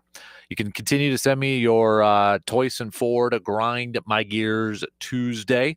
Hit us up on that texting line, that Shoe Doctors bullpen texting line, 715-830-1912. So what's grinding your gears this morning? Send them on over. And a little bit ago, I was like, for all of our golfers who are participating in the 5th annual Kasper Classic, I need some ideas. What should my gift be to every golfer out there? I was thinking about, do we do some coffee mugs since we're a morning show so you can kick back, sitting on the like our friend Mark, who's sitting on the patio this morning and maybe tuning in, or maybe you're at the office already. Should we do coffee mugs? C-Bomb says travel mugs out there. I'd like to do like a Victory Scotch glass, but I don't know if I can swing it for that. But if you got any ideas, I'm open. All right. I'm open to some ideas. Let me know. Hit me up with a text. Okay. 715-830-1912. Or shoot me an email. Hit me up on socials. That works too. All right. Facebook.com/Kasper Sports or X at DANKSPR. Instagram. I need to get the Instagram numbers up there. Dan Kasper Sports at Instagram too. So, but again, big thanks to everybody who's already signed up to golf. We're well on our way to selling out for a 5th straight year. If you haven't got your team in yet, you want to get to sportstalk1051.com and sign up your team today. So, Brewers, game 1 of this 3-game series against the Cubbies tonight. Who you got? All right. Give me your predictions. You're going to take the Brewers to win 1, 0, 1, 2, 3. How many wins for the Brewers? And then that by default will tell us how many wins you think, if you're a Cubs fan, you think the Cubs will have. Send me those really quick. Just NBA Finals last night, the Thunder picking up a win in a very pivotal, crucial, however, I'm going to call it pivotal game 5 last night to take a 3-2 series lead. So the Thunder now are just 1 win away from becoming NBA champions. Pacers facing elimination for game 6 coming up later on this week. We do have a crucial game 6 tonight, though, for the Stanley Cup Finals. Florida holding on to a 3-2 lead. Florida wins, they are your champs. Edmonton wins, we get a game 7 for the Stanley Cup Finals. So if you want to make your pick for that too, send those on over. I'll make my picks, as we usually do, at the back end of the 8 o'clock hour. But Stanley Cup Finals, are we going to get a game 7? We need Edmonton. I think the majority of our listening area, especially if you're in Eau Claire, maybe have a little bit of a rooting interest with Edmonton. Shout out Ty Emerson over there. So that's who I'm rooting for. I'm hoping for an Edmonton game 7 win. But is that what I'm going to pick? We'll find out. But should be, I don't know. It should be a really good game tonight. And there's nothing better in sports, in my opinion. Not many things. Let me rephrase that. Not many things better in sports than when we get a game 7. Whether it's Stanley Cup Finals, NBA playoffs, NBA championship, baseball playoffs, an elimination game. Maybe that's the best way to put it, because we obviously don't have like a game 7 in football. An elimination game. Yeah, a lot of drama in that one. So back to the Brewers, though. Brew Crew. We got Chad Patrick on the mound tonight for the Brewers, and he's coming off of his worst performance of the season. So are we going to get the Chad Patrick that we have seen for the majority part of the season, pretty much all season, besides his latest start?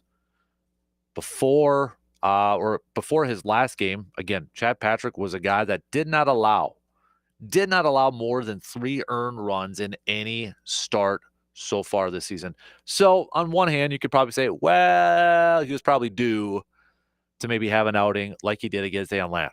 back on the 11th when he went 5 innings, gave up 7 hits, 5 earned runs, struck out 8, but he picked up the loss. And there's been other outings where because you're probably thinking, dude's got a 3-6 record. And you're saying he's had good games in that. You look at the quality starts. I mean, even that game against the Padres back on the 6th. He went 6 innings, only gave up 1 earned run, got charged with the loss. Is this turning into are wins and losses for starting pitchers in baseball? Are they turning into a statistic that maybe doesn't mean that much anymore? Because you look at the run support that some of these pitchers are lacking.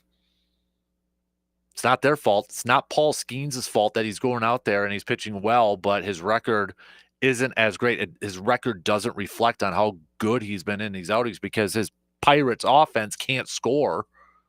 It's the Jacob deGrom effect from a few years ago. Look, I'm glad he still won Cy Young and people recognized how good of a pitcher he was a few years ago, even though his record was 500 or barely over 500. But do you think that the win-loss record for pitchers is losing a little bit of luster because these pitchers are not getting the run support? I mean, I got to imagine if you're a starting pitcher, you're never going to probably hear them say it in public in front of the media. But if you're a starting pitcher and you go 7 innings and you only give up 1 earned run and a couple hits and you get tagged with a loss, that's got to grind your gears. I mean, if there's something that's going to grind your gears, I got to imagine that's going to grind your gears. And I don't know, but I would imagine some pitchers have it in their contracts that, hey, if you reach 10 wins, you get a bonus. Those incentives. And some of these pitchers, if that's the case, if they have those in their contracts, they just got to be like, guys, what are you doing to me? I'm pitching a winning pitcher here, and I can't get a W, and I can't get my bonus. That's where I'd be curious to know, are more incentives in baseball contracts, agents, are they going to switch it to quality starts or just overall earned runs allowed sort of thing? But we're all human. It would annoy me. Yeah, they're my teammates and such, but I'd be like, come, especially when it happens consistently. Once in a while, okay. Stuff happens. Games like that happen. But if you constantly, consistently just going out there and pitching well and constantly putting your team in a position to win and your offense can't do a lick, yeah, that's got to grind your gears. That's got to grind your gears. We did T-shirts one year. So I don't know if we'll do that again, but I appreciate the text. So don't know who that was, but a big thanks for that text. Josh says, totally agree. Win-loss doesn't really matter anymore, or at least it's not a viable statistic for judging ranking pitchers. Yeah, I agree. It's just, man. And it stinks for the pitchers because, again, that's what a lot of people kind of rank them at. So, all right, coming up, shot clock's going to cut me off here in a minute or two. So, because we're going to have a busy 8 o'clock hour. Final call on a couple things. Your bench start cut for this Tuesday. Ohtani, Tiger, MJ. Bench start cut. Make your picks. Toyson Ford, grind my gears Tuesday. What's grinding your gears? All right. Text those on over, tweet them on over, Facebook them on over, video stream them on over. What's grinding your gears? All right. Let's continue to do a little roll call here too. Where are you listening from? How are you listening? All that sort of stuff. I'm curious to what you're all doing here this morning. So send those on over. All right. So I can say good morning to you. So, couple more bench start cuts here. Jim says start Ohtani, bench Jordan, cut Tiger. Matt says start Tiger, bench Jordan, cut Ohtani. And then Kyle says start MJ, bench Otani, cut Tiger. And then one more that just came in. This is from Luke. Luke says, start Tiger, bench Otani, cut Jordan.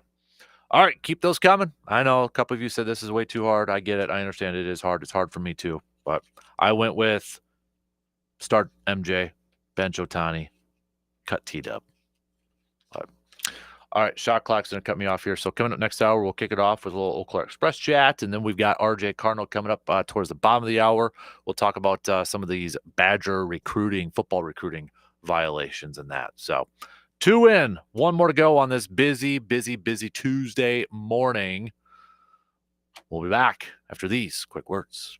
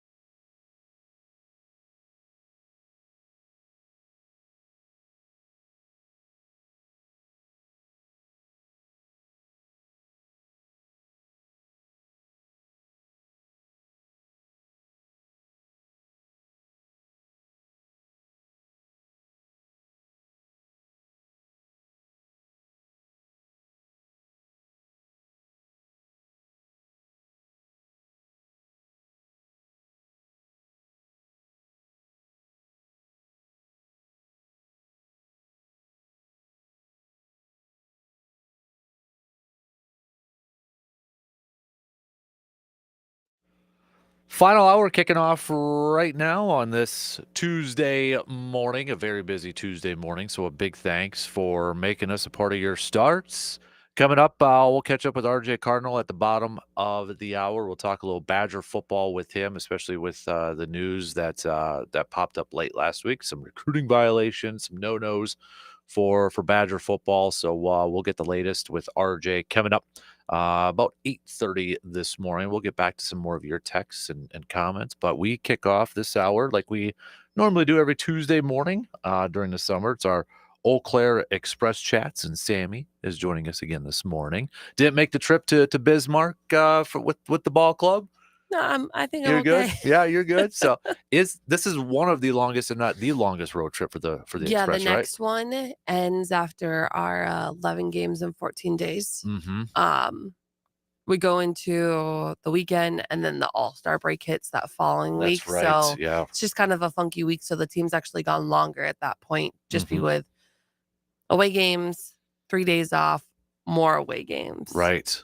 So Yeah. I mean, your first off day is this Saturday too. yeah, So which is crazy that it's on a Saturday. right. So, and off day, then a quick one game to Duluth before finally back at Carson Park next Monday against lacrosse. Mhm. So but maybe something too. I mean, they're long road trips, but maybe for a team too, just a good bonding experience for a lot of these guys. Yeah, I'm excited to see how the guys come back. I mean, obviously they went to Thunder Bay Mm-hmm. last week before, something Yep. like that. So they've had a longer road trip, but nothing where that's The extended stay, yeah, essentially. it's Yeah. 3 days in Bismarck and then 2 days in Mankato, and then finally coming home Mm-hmm. for 1 day, Right. and then right back on the bus. So Mm-hmm. I'm excited just to see how what they the relationships that they build after they come back. Yeah, it looked like we were at the game on Sunday. The roster looked bigger with more Yep. players there. Yeah, Stanford guys are here, Mhm. and some others have showed up. So I think we're just about getting to where we, Mhm. a full. Obviously, we always have a full roster, but Right. Yeah. So that was I could definitely tell the difference in size when everybody was standing up for the national anthems and Yeah. such. So that was really cool to see in that. And that's maybe a good way too to get with this road trip, kind of looking at it with the new guys just joining in with the guys who have been here for a Yeah. while to incorporate them Yeah. that way and get to know them a little bit better yeah, too. So I mean they were definitely helpful last night Mhm. on offense, so helped us Right. get that 4-2 win. Yep, definitely getting the win last night against Bismarck. Good way to start the road trip. Absolutely. So, and then Bismarck tonight. Two It's a today. doubleheader, right? They're playing in an hour. That's right. So doubleheader, and then another one against Bismarck tomorrow Tonight. too. So, Tonight tonight and and tomorrow. tomorrow, So yeah. 3 more games. Figure that out. That's That's a doozy of to try and figure out. right. But that's a lot of games there too. So, but hey, might as well play baseball if you got to be in Bismarck for a while, right? Yeah, why not? So, because I was asking you a little bit off the air too. Got a little bit yet. A couple weeks here till that first half Mhm. of the season's over with, and then you start the second half of the Mhm. season around July 4th. Yep. Yeah, usually So, between the 1st of July and July 4th, sometime in there is usually the end of the first half. The Okay. second half starts up. okay. So yeah, we got that coming up here. But I got just going back to Sunday here too. A little bit of a quick story because it was Hudson's birthday, and I think people should know this. If you have a youngster or anybody that is a big baseball fan, the birthday packages that you guys offer, what a heck of a deal. Mhm. So I mean, it's 10 tickets. You Yep. could get more, order more if you need. But then it's Topper's Pizza. Yep. The cupcakes. Yep. Not only all that, but the swag bags you gave the kids too. I Yep. mean, because there was another birthday party going on too, so they got all the same stuff too. That's a lot of parents were asking us. They're like, "That's a heck of a deal. That's a really good deal for those kids." Yeah. I mean, so little push out there if you're looking for some birthday ideas.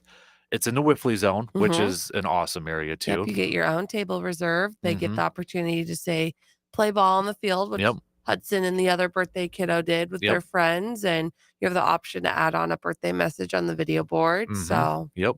Yeah, you make the kids feel really special on their birthday and that. But I mean, they were all jacked up about the mini bats and I saw them. yeah. The photos. Oh yeah, exactly. Yeah, the mini bat. They posed with different poses and with their bats and that. But I mean, it's a because birthday parties. If you got, I mean, you're gonna go run into this with your little one here.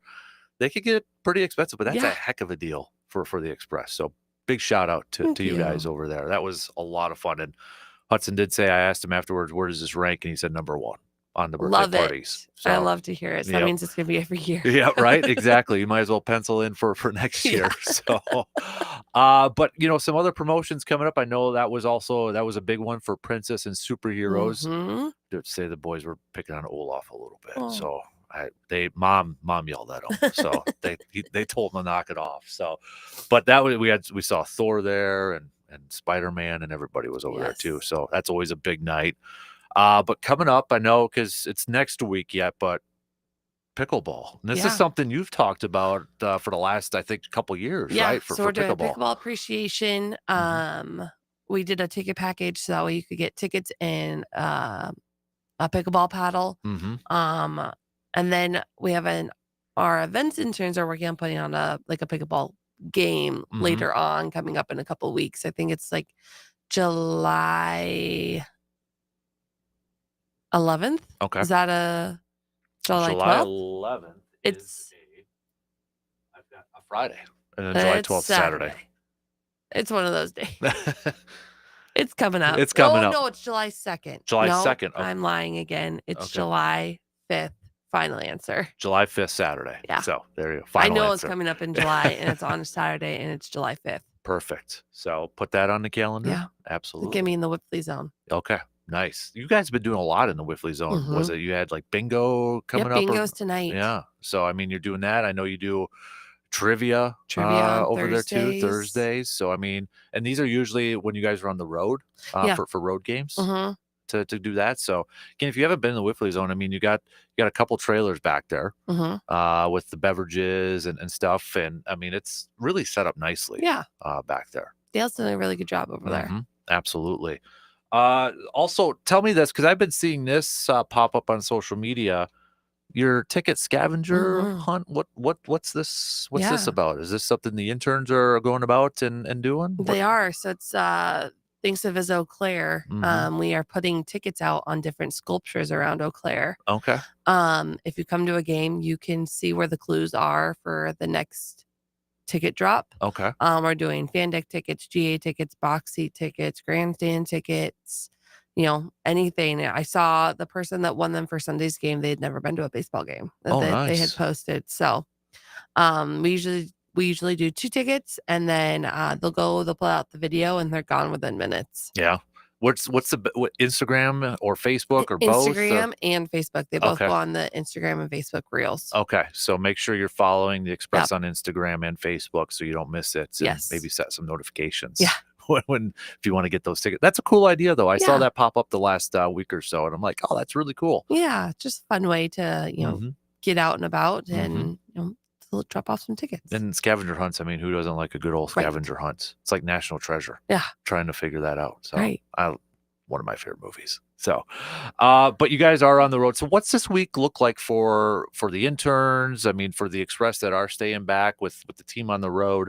What's a week like this look like for you guys with a little peek behind the curtain? Yeah. So right now we're really focusing on getting ready for those next 13 games that are coming up. Really starting to promote them, hammer out all the details. If there's a theme night, like we've got Halloween night on June 30th, and then July 1st is the first intern theme night. Okay. And they're doing Trax's birthday. Ooh. Okay. So they're throwing Trax a huge all birthday party. Nice. So they're working out all the details for just, all the games that are coming up. And then, they've got sponsors that they work with. So meeting with their sponsors. It's just a lot of promoting and getting ready. And then just a lot of kind of downtime. Yeah.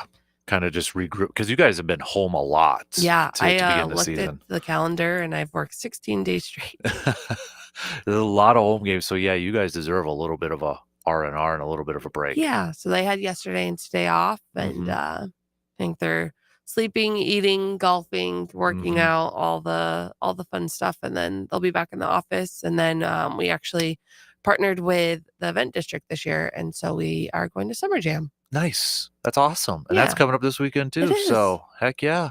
So just like for Sunday, for example, how quick were the guys on the bus to go to Bismarck? They left at 5 a.m. Oh, at 5 a.m. the next day? Okay. Boy, that's... Yeah, they don't typically travel through the night unless they're coming home. Gotcha. Okay. So 5 a.m. on the bus. Yeah.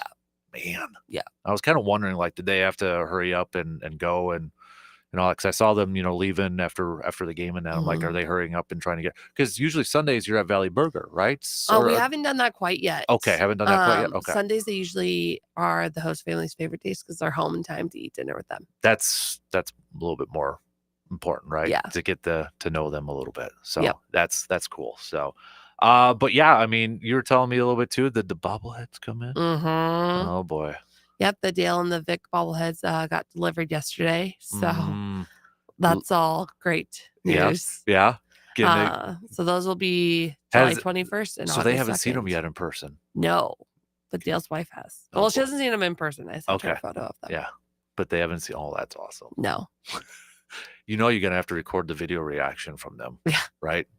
And put that on the big board. Yeah.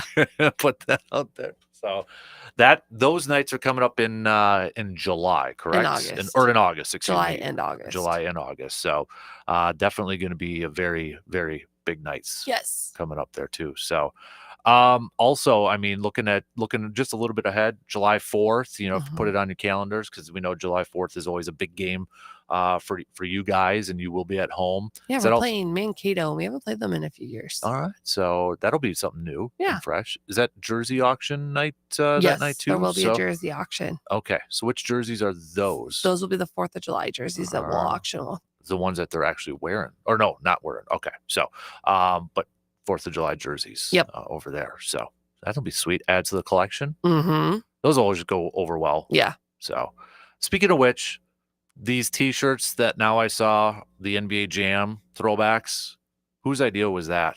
That was it was either Craig's or Mike's idea. Yeah. It was one of their ideas. I can't take any credit. I just made it happen. If you don't know what we're talking about, first of all, it's kind of been the last few years a trend with like these NBA Jam. If anybody's played NBA Jam, it's like a 2-player NBA game, but it was like iconic Sega back in the day when we were kids.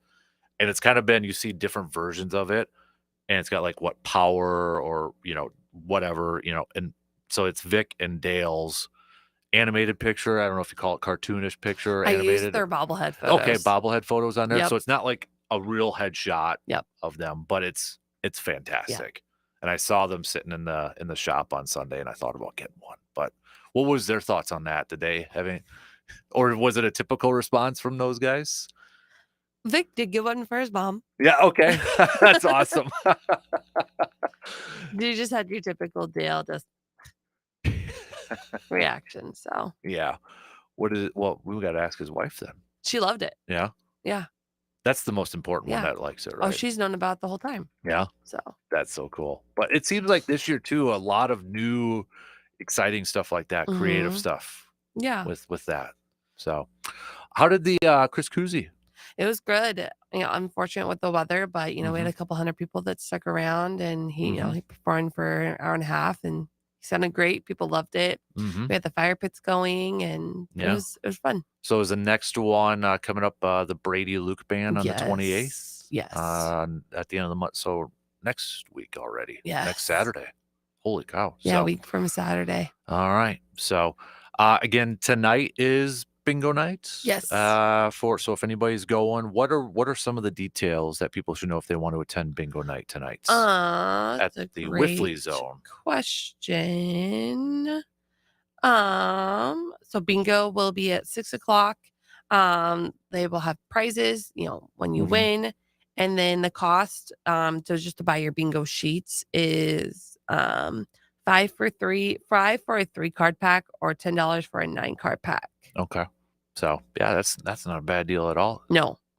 Like, will the trailers be open Yes. too there too? So Yep, the awesome. Whipley bar and the track station will both be open. Okay. Perfect. So if you got nothing going on, it sounds like the weather will be fine. No rain or anything like that. Head on down to Carson Park and play a little bingo and win some prizes and such. So, yeah. Well, you know what, Sammy, you need to enjoy some time off here. A little R&R. I know you're still working in that, but maybe not as stressful as stuff is going on right now too. So, we appreciate you stopping by and enjoy some time off, and then we'll catch up with you. I mean, next week. You only have one home game between now and next time we talk to you coming up here. So, but it's going to be first season's going to be wrapping up here pretty quick. First half. Yeah. Oh, very quickly. It's flying by. Mm-hmm. Yeah. And a lot It's of already close the games middle too. of June. We're talking 4th of July here in a couple weeks already. I know. Isn't that crazy? Yeah. So, well, hey, we appreciate it. Thanks for stopping by. And again, thanks for everything on Sunday. And seriously, everybody, if you've got a kiddo or a youngster or anybody who was just an Express or baseball fan, the birthday package at the Express is well worth it. Thank you. You got it. So big thanks for everything. And we'll talk to you again soon. Sounds good. We're going to take a quick break. RJ Cardinal is coming up after these quick words.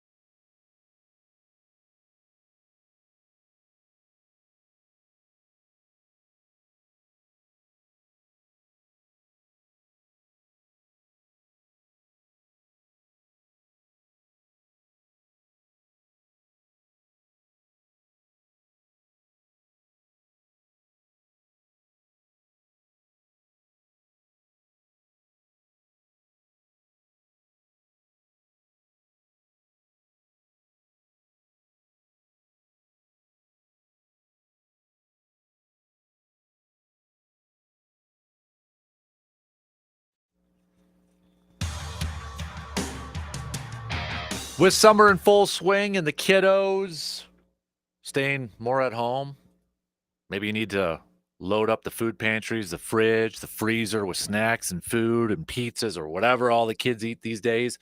Well, you got to save some money doing it too. So why not head on over to our good friends at Hy-Vee in Eau Claire? Load up those fridges and freezers. Load up those food pantries with all the snacks from the kids since they're going to be spending more time at home these days. Or if maybe you're doing some road tripping and you need to load up the coolers and you want to save a little bit of money from not just eating out all the time, go to Hy-Vee in Eau Claire, save money at the checkout counter, and then you can in turn save money at the gas pump because you earn some fuel perks with your purchases from Hy-Vee. Hy-Vee in Eau Claire. Shop smart. Shop Hy-Vee. Let's big thanks again, by the way, to Sammy, General Manager Sammy from the Eau Claire Express for stopping by. If you missed any portion of that conversation, we'll put it up on the All Aboard the Eau Claire Express podcast later on this morning. Switching gears here, let's chat with our guy, Mr. RJ Cardinal from the Zone in Madison. And well, RJ, I think you know maybe where we're going to lead off on this thing. It was late last week. Colton Bartholomew was the first report. We got some Badger football did some naughty stuff. It sounds like some recruiting violations in that. So we went over. I mean, there's a boatload of calls in that. We've kind of went over some of the penalties in that. But I mean, what was your reaction when you first heard about that news? Well, 3 months later, the rule changed. Yeah. So, and whether they were just overzealous or whatnot, I don't know. But it's not as bad as the stories that you hear about PJ Fleck, so that's good. Where I mean, a couple of years ago, he had that one kid who decided not to go to Minnesota, and he said he kept texting me and telling me it was the worst decision of my life, and I'm gonna never do anything and all that, blah blah blah. And even when he was on his visit, got locked in a room with him until he said he would commit, and then decommitted as soon as he left. So it's not as bad as that. Well, I mean, I guess by rule it is, but yeah, impermissible phone calls. It's not like we bought a kid a sandwich or anything like that. Which, I mean, even that in itself is stupid. In this day and age, I don't even really know why there are recruiting rules, because NIL and the payment stuff is just throwing that kind of stuff out the window anyway. So, yeah, it is a little amazing. I liked a lot of the comments of you cheated to get 43rd rated recruiting class. Gee, thanks. But then a lot of people are like, well, they wouldn't have had to do this if it wasn't for Paul Christ. And so you still have the people out there who want to blame Paul Christ for all this and things like that. But, you know, you had a coach who was hired over Thanksgiving weekend and still had quite a bit of recruiting class that didn't leave, and had to do some phone calls and things like that. Two of the guys are gone. Max Staneker, who is now over at USC, has a 1-year show cause that doesn't prevent him from working at USC. That prevents anybody from hiring him away from USC without a good reason. Then Greg Scruggs, who left for Michigan, resigned from Michigan after an OWI, and is now a coach, an assistant D-line coach with the 49ers, who, you know, I mean, if you're in the pros, I'm guessing you're going to be trying to stay there. Right.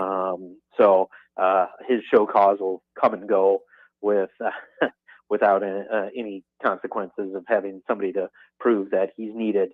Those were your two biggest offenders. Max and Fickle both have no contacts with recruits up until the 21st here. So after this weekend, they'll both be able to talk to recruits again. But yeah, you're looking at a relatively light slap on the wrist, especially since Wisconsin self-reported. If you go look on any of the message boards, a lot of people are hypothesizing and putting out the theory of This is the NCAA punishing, and it would have been a lot worse had Wisconsin not self-reported, punishing Wisconsin for telling Nizer Forkerine to sue the NCAA and ask for another year of eligibility because his D2 stuff didn't count. But like when you let somebody have their NAIA eligibility not count, even though it did before, they opened up a slippery slope. So it's another misstep by the NCAA, and it's something that depending on where you fall on the line, Wisconsin preemptively got out so it wouldn't be hurt too badly. They're on probation. I still haven't seen what that all entails. I don't believe a postseason ban. I haven't seen that mentioned anywhere. I'm guessing it's more or less how many people you can put out on the road, and probably maybe a scholarship reduction somewhere along the lines here. And that's only 1 year in itself. We'll see what that does, because as of right now, this Wisconsin class is looking like it's going to be a small one based on the last two classes of not only income, but also the transfers that have come in to fill roster spots. I don't believe there are that many openings, at least we see right now moving forward. Yeah, I mean, do you feel like it's a little bit of an overreaction? Because I saw some headlines, and I get it, it's maybe clickbait at times, but there was one piece that said major, recruiting violations at Wisconsin, or Wisconsin hit hard with the, but when you broke it down and what I read, it kind of seems pretty minor for I mean, I think they were fined $25,000, which I'm sorry, but that seems like chunk change, for that. Right. So, I mean, you think it's a little bit of an overreaction from some people saying like, oh, this is a big thing?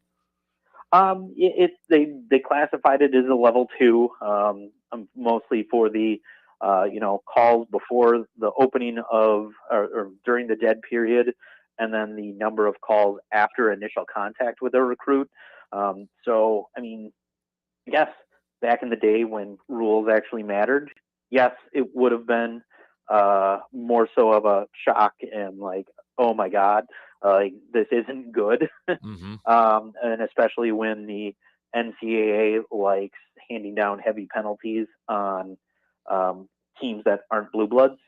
So it's one of those where, if this happened a few years ago, probably would see a more severe penalty. But right now, especially I think because Wisconsin self-reported, they and put on some of their own sanctions, they are getting a little less of a severe punishment from the NCAA. But it just, especially since the rule change now, it's one of those.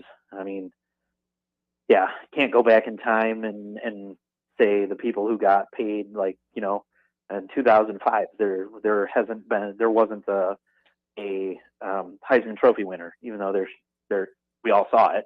Right. But can't go back retroactively and apparently give him that back. But I think the Heisman Trust did, so good on them. But it's one of those. In this day and age, you just look at it and be like, I know I've seen a lot worse, and that school hasn't been punished yet. Yeah.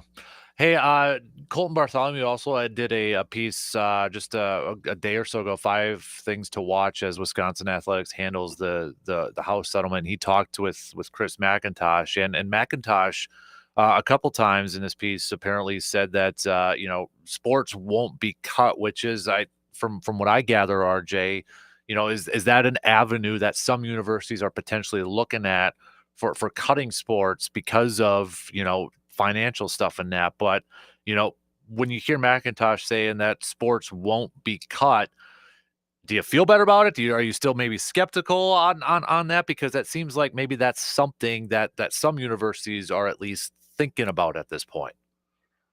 I think in a financial position where Wisconsin is right now, absolutely, it's one where I don't think it's something to worry about. But I mean, never say never, Right. There was necessity back in the late 80s to cut a lot of things just so the athletic department could survive. Mm-hmm. Now, totally different circumstances, but $20.5 million, and you got to spread that around. Take into consideration Title IX. So it's not just going to football and basketball. It's got to be spread around by rule. I mean, in this day and age, I don't know what you can call equal pay. So it will be interesting to see if you see football, men's basketball, and hockey continue to struggle, or basketball falls, and you see a dip in season ticket renewals and all that kind of stuff. It could become a little more bleak to be paying $20.5 million a year, and then that's where the never say never situation can come in.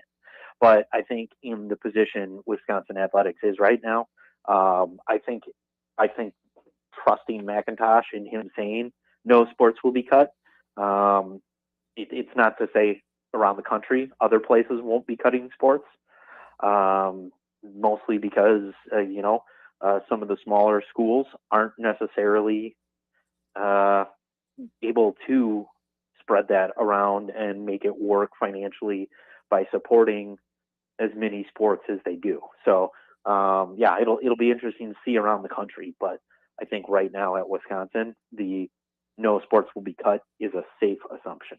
You mentioned a couple of those other revenue stuff, and he talked about too the need to increase revenue streams, or have more revenue streams and such. And I'm kind of curious, have you heard it? What would you guess is maybe some possibilities to create that? I mean, we're talking like jersey sponsorships, like we see at some levels, or on court sponsorships and that. I mean, is it going to look like kind of Major League when Major League Two, when Roger Dorn decorates the outfield with all those sponsorships and such? Yeah. I mean, are those the possible increasing revenue streams he's kind of referring to?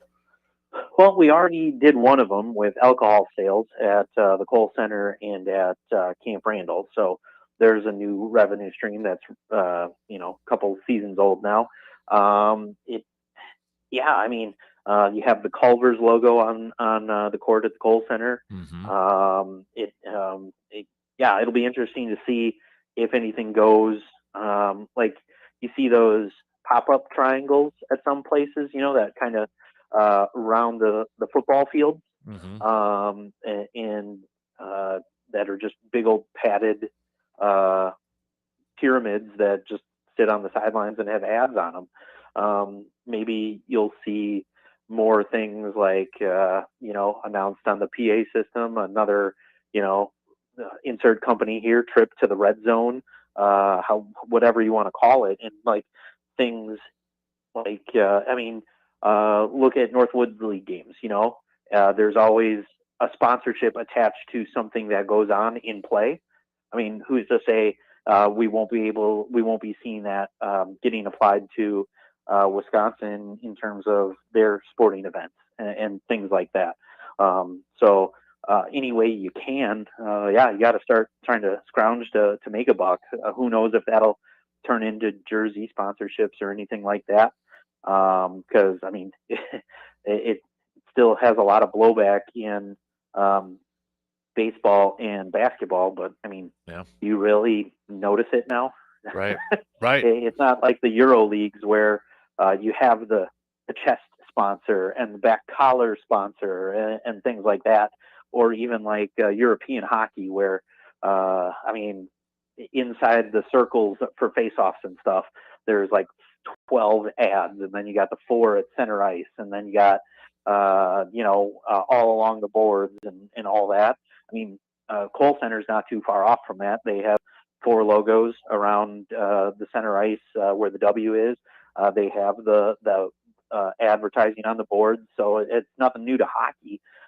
Who knows? It might just be spreading to other sports in terms of bringing money into the athletic department. And then, it'll be interesting to see where it goes. Because I mean, a few years ago, the athletic department absorbed the Mendota Gridiron Club, the Blue Line Club.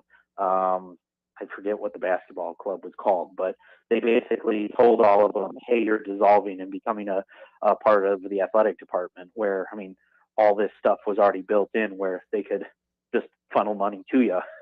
And they took that away. So if only there was some foresight into the future of what that would bring.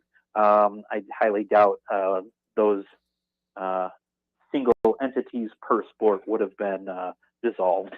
It almost kind of, the way you were describing it, almost kind of reminds me of like the Brewers in essence, when they changed their naming rights to the fields from Miller Park to AmFam Field. I know a lot of people were upset with the name change, but it was revenue to try to help out the team. Essentially, that was the biggest thing, right? Yeah. And I mean, Miller didn't renew, or Molson Coors didn't renew the Miller. So you had AmFam step in and put down however long for $100,000 or $100 million, I think it was, something like that, or $10 million per year for 9, whatever it was. But yeah, I mean, I'm not sure we'll see that. I mean, you had a very substantial donation from Herb Cole for the Cole Center. I'm not sure you'll ever see naming rights on Camp Randall Stadium. I was just going to ask that if you'd have to get creative with it, because I don't think you're getting rid of the name Camp Randall Stadium. I don't know if it'd be like Pulver's Camp Randall Stadium or whatever, or something like that. But you also have Barry Alvarez Field at Camp Randall Stadium, even though I don't know anybody who even references the field ever. Well, it's like the Cole Center, right? I mean, is it the Abe, or Ab Nicholas Court? Ab Nicholas Court, yeah. So yeah, so and that's one. People were upset that a large donor to the athletic department got his name on there. Well, he was also a basketball player here, and he just happens to be a very wealthy philanthropist and donated a lot of money to the athletic department. I mean, sorry, he's going to get his name on the court. Right. But yeah, so it'll be interesting to see what kind of revenue streams do open up. And I mean, who knows? There's probably some we're not even thinking about right now. I mean, heck, we just saw the relaunch of the NIL Badger Connect, where they're actually now doing stuff. We saw Jesse Temple, who, after the Athletic told him we're not doing college athletics anymore, he made his way to Badger Connect and is actually putting out a lot of good content there. I mean, it's behind a paywall, and you'd have to donate to the NIL Collective just to see his stuff. But I mean, it gets you access to a good writer who's actually, if you've been following him a lot, he's doing a lot of one-on-one interviews with players and coaches. And when he's with the players, they're out doing stuff. Like he did a morning workout with the football team. He was just taking serves from one of the women's volleyball players. He was out rollerblading around the Capitol with a couple of hockey players, and he's doing like those one-on-one kind of walking interviews like College Game Day does, and things like that. So now, granted, that's the NIL, it's not the athletic department, but the more you put in the NIL, I mean, you can spread that money around to other places, because I mean, if enough people are making money through the NIL, you don't have to focus so much on basketball and football, and that 20 million can start going to other programs and things like that. So like I said, it'll be interesting, but there's a lot of different ways to get money in here. One thing I do know about Wisconsin fans, they're not always the most eager to jump on board right away. Yeah. So it'll be interesting to see the response to change. Yeah, that is definitely going to be interesting. RJ, good stuff as always, man. Appreciate every Tuesday with you, buddy. Enjoy the rest of the week, and we'll catch up with you next time, and hopefully there's not any more naughty rule breaks and violations. And yeah, hopefully we're past that, and we can just talk about recruiting. Maybe they'll get it. Well, they did yesterday. Simon Legree athlete out of Florida. He's a receiver and a DB. Haven't really heard which side he's going to be on. Depending on what site you look at, Rivals has him as a 4-star on 3, and 24/7 Sports has him as like a high 3-star. So that's a pickup. He was committed to Ole Miss and flipped to Wisconsin. So nice. Yeah, but maybe we'll have some more recruits to talk about. I know Latimer, the running back, was back in town over the weekend for an unofficial visit. So that's one. He's got over 50 scholarship offers across the nation. 4-star running back out of Georgia. His brother transferred here, so he maybe has a chance to play a year with his brother if that's something that turns his crank. And yeah, they told some other running backs they're not interested in him anymore because Latimer's their sole running back they're going after, and you can't miss on him because that means you'd miss on 2 running backs in 2 consecutive recruiting classes. So hopefully that one works out for him. Otherwise, you're going to have some late offers once high school football season starts in late August, early September. Yeah, absolutely. Dude, good stuff, man. We'll have a good weekend. We'll catch up with you next week. Okay, sir? Sounds great. We will talk to you then. You got it. RJ Cardinal joining us here this morning. We got to take a quick break and let's make some picks. What do you got for Brewers, Cubs, Stanley Cup? Are we going to get a game 7 or are we going to crown a champ tonight? We'll make all those and more coming up after this quick break.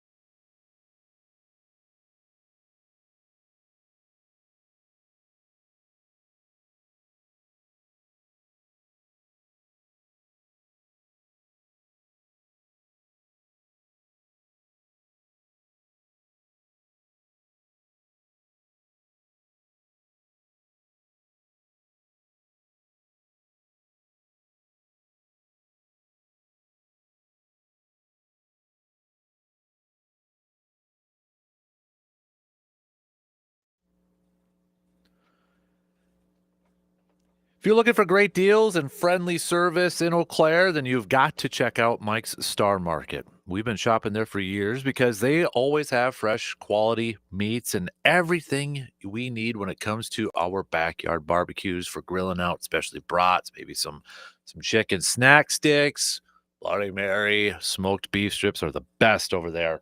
Mike, Sarah, the entire staff there, so helpful, so friendly as well. For a local market that feels like home, head on over to Mike's Star Market in Eau Claire, and you'll see why our family keeps on going back to Mike's Star Market. We got a few minutes left to the top of the hour. John says, what grinds my gears is the length of the NBA playoffs. If you were to compare the NBA playoffs and the NFL season, playoffs would take up half of the NFL season. John, that was John, and then Josh.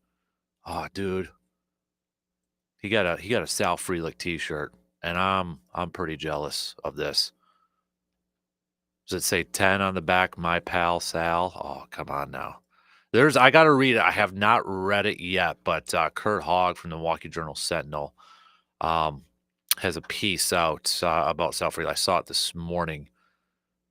He's chasing a 300 season, but before that, future NFL defenders were chasing him. The tales of Sal Frelick's athletic exploits from Massachusetts almost don't seem real, yet they all are. These are the stories of Sal for a summer of Sal. I can't wait to check this out. And there's, a video of his high school playing days, quarterback and such. So definitely have to check that out for sure. All right, let's do some picks as we wrap up this program. Started off with the Stanley Cup. I want a Game 7, so that's why I'm picking Edmonton to win. I hope Edmonton wins. I think they can win. I think they will win. We'll go with them, and we get a Game 7 with the Stanley Cup Finals. So let's do some baseball picks here. We'll save the Brewers and Cubs one for last. Philly, Miami. Give me the Phillies. Let's do Pittsburgh taking on Detroit. I'm going to go with the Tigers. Colorado, Washington. Angels, Yankees. Give me the Yanks. Diamondbacks, Blue Jays. I'm going to go with the Blue Jays. Let's do Mets, Atlanta. Spencer Schwallenbach's on the mound, but I'm going to go with the Mets. Baltimore, Tampa Bay. I'm going to go with Tampa Bay. St. Louis and the White Sox. I'll go with the Cardinals. The Royals versus the Rangers. Let's do Rangers. Red Sox, Mariners. I'll go Red Sox. Walker Buehler's on the mound. Cleveland and San Francisco. I'll go with the Giants.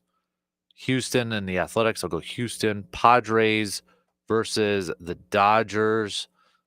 I'll go Padres for this one. And then Twins taking on the Reds. I'll go Twins, although I'm not very confident in that. And then we've got Brewers versus the Cubs tonight. You know what? Chad Patrick bounces back and we get Game 1 tonight. Let's go. All right, let's go. I'm gonna go with the Brewers tonight to take Game 1 of this series. So, all right, those are your picks for this morning. A big thanks for everybody who participated in the program this morning, whether it was a text or whether you were watching on the video streams and such. A big thanks for that. You could continue to send me your ideas for what we should do for a golf gift this year. Got a few different ideas out there, but I keep sending those. I want to go a little extra out this year, so we'll see what we can come up with. But big thanks for everybody for sending over your bench start cuts, your storylines for the green and gold, the overreaction ones, the underreaction ones. So thanks for that. Thanks for sending your Toys Ford grind my gears thoughts on over. The roll calls. Big thanks for everybody telling me where you were listening from, how you were listening. So got that. We spent a lot of time talking to Brewers. Big thanks to Sammy from the Express also stopping by. Don't forget to check out the All Aboard, the Eau Claire Express podcast, available wherever you listen to your podcast, also at sportstalk1051.com. We will have a new episode up a little bit later on this morning, so make sure you check that out, along with episodes of the Man Cave podcasts, brought to you by our good friends from Hy-Vee. New episode of The Kid Cave is up. Hudson's podcast, me and Hudson, a podcast for kids that are sports fans that want to know a little bit more. It's more of an educational one out there, but we talked about the most expensive sports cards, the top 10 most expensive sports cards in yesterday's episode. So that's up. Of course, 715 Brew Crew Tailgate Podcast, Green and Gold Tailgate Podcast, Tailgate Outdoors, in case you missed any episodes on Saturdays. We're going to be talking a little deer hunting coming up on Saturday's episode of Tailgate Outdoors.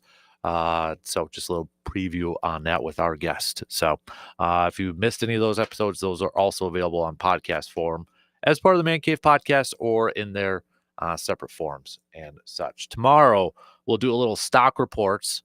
So whose stock is rising, whose stock is falling. It is also a Trash Talk Wednesday. So you want to do a little trash talk? In this case, maybe it's to the Cubs. Maybe the Brewers will win tonight. You can do a little trash talk to some Cubs fans and vice versa. If you're a Cubs fan, do a little trash talk. You can. Or maybe it's golf related for the Kasper Classic. You can do that. That's on our Trash Talk Wednesday, but make it appropriate, make it all in fun so we can say them on the air and such. So, but we'll have that. So have your best trash talk liners lined up for tomorrow. All right. Don't forget Stanley Cup Finals Game 6 tonight. Puck drops 7 o'clock. 7 o'clock tonight. So go Oilers. Go Edmonton. Come on. Let's get her done. Thunder getting the win last night. Now they are 1 win away from hoisting the Larry O'Brien Trophy. Shot clocks that have cut me off. DP and the Danettes are going to be up next. So tomorrow morning, we're already halfway through the week. We're already going to be making the turn on this work week starting tomorrow. Last call, I shouldn't say last call, but another reminder because spots are filling up. Sign up for that Kasper Classic, 5th annual, coming up Friday, August 1st. We're less than 2 months away. We're about a month and a half away. It's going to come here quick. So make sure you head to sportstalk1051.com and sign up. Have a good rest of your day. We'll be back at it again tomorrow morning, 6 a.m. Talk to you then.